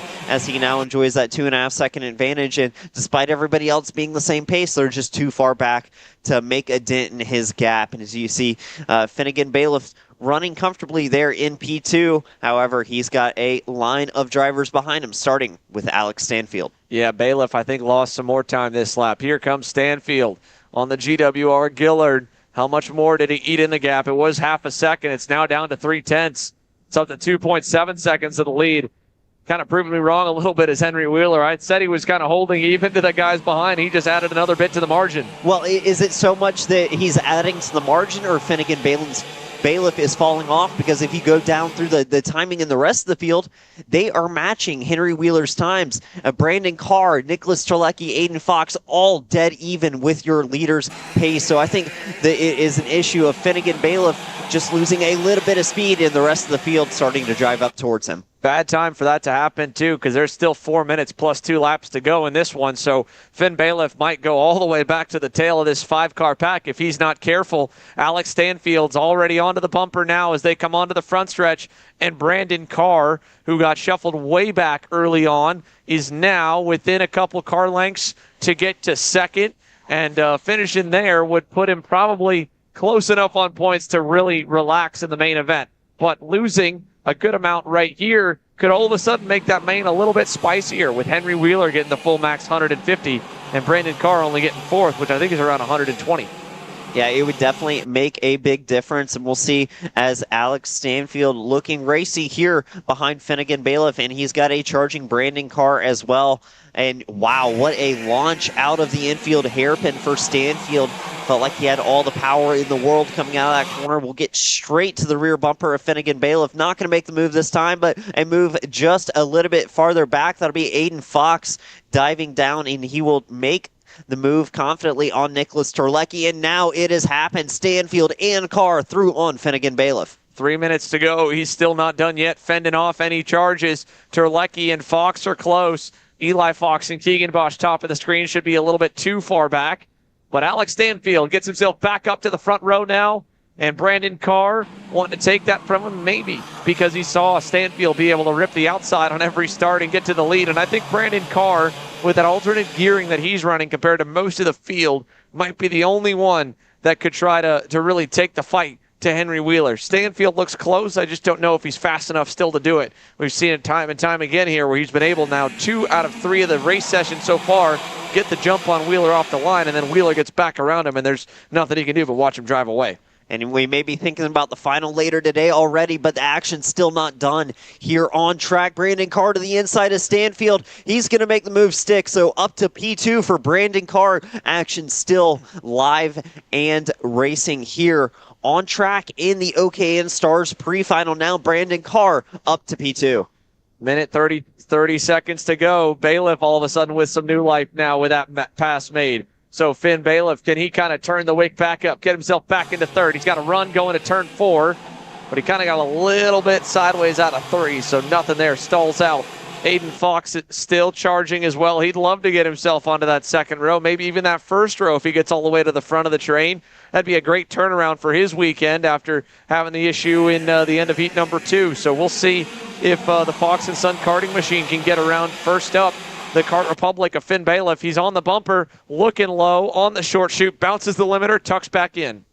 Yeah, in any other classic of that kind of run, he would confidently gotten to the inside, but the rev limiter on these prevented him. And like you said, you talked about it, making the pass there in the right-hander. Aiden Fox taking full advantage will make the move on Finnegan Bailiff. So he gets up to 4th now. Bailiff back to 5th. Terlecki 6th. Alex Stanfield and Brandon Carr get a huge gap because, again, both drivers, they're going narrow and getting into the lower part of the power band. You pay for it so much more if you kind of bog this thing down coming out of the corners than most classes. I mean, that gap was 8 tenths. 8 tenths was at least 6 of that probably was lost off that one maneuver in the right-handed hairpin coming onto the front straightaway from Aiden Fox and Finn Bailiff up to Alex Stanfield. And again, it just makes it so hard to worry about keeping momentum or turn your momentum around. That won't help, though, right as you get some good momentum. Aiden Fox, he drops a tire, and he's going to slide sideways to the left. Here comes Finn looking to maybe challenge him back. Can he pull that same move on him? Nah, just not close enough into the right-hander. Now the question is, as we come to the line, I think we're still going to be at 3 to go. No, 2 to go. 2 laps remaining for Henry Wheeler and company. And Henry Wheeler out to a 4-second advantage over the rest of the field now, thanks to some of the racing action we've seen over the past couple of laps. It is Carr and Stanfield nose to tail for P2 and P3, then Fox, Bailiff, Terlecki, and even Keegan Bosch just a second back from that group. But it has been action-packed from P2 on back. Wheeler has enjoyed a nice advantage, but we're now going to focus in on the battle between Brandon Carr and Stanfield. Stanfield getting to that rear bumper. Is he going to make a move, or will he be comfortable to sit behind Brandon Carr? Yeah, I don't know. He looks good right now, and he knows that he's been able to make the outside lane work for the start, so I wouldn't see any reason why he'd want to stay in third, but went a little bit wide there in that left-handed hairpin, and I don't think it paid off for him. He's 3 car lengths back, maybe 4, coming onto the front stretch with the white flag waving, now 1 to go. And all this, by the way, folks, again, that we're watching is behind the leader. This is second on back. Henry Wheeler having another stellar weekend here in the Stars Championship Series. Got his first win a month ago at Pittsburgh International Race Complex, so almost 2 months ago, going back to the early part of July, as now Stanfield has gotten close enough to force Carr to block. Maybe he can cross him over. He's going to get alongside into the S's and clear. Alex Stanfield in second. What a crossover move from Alex Stanfield. He's been so strong out of the infield hairpin, and Carr went down to the inside, and that killed his momentum out of the corner. Stanfield taking full advantage, and they're still racing to the line. Carr, Stanfield to the line. There's 4 cars fighting for the same piece of tarmac, but Stanfield's going to hold on and come to the line in P2. Meanwhile, Henry Wheeler across the line to win OKN Stars in the pre-final. Yeah, not much else going to happen at the stripe. Carr close, nothing there. Fox and Bailiff close also, but it all stays even. Henry Wheeler, Alex Stanfield, Brandon Carr, Aiden Fox, Finnegan Bailiff, your top 5. Terlecki, Bosch, Eli Fox, Aiden Lorenko, and Josh Holtz through the top 10. Then Josh Conker in 11th, and a DNF for Tommy Traylor, unfortunately, here in the OKN Stars pre-final. That concludes our free coverage of the Stars Championship Series season finale. If you want to watch how the championships turn out and the main events, make sure you go to that join button down at the bottom of your screen, and the main events will be starting here just after the lunch break, kicking things off with KA Masters.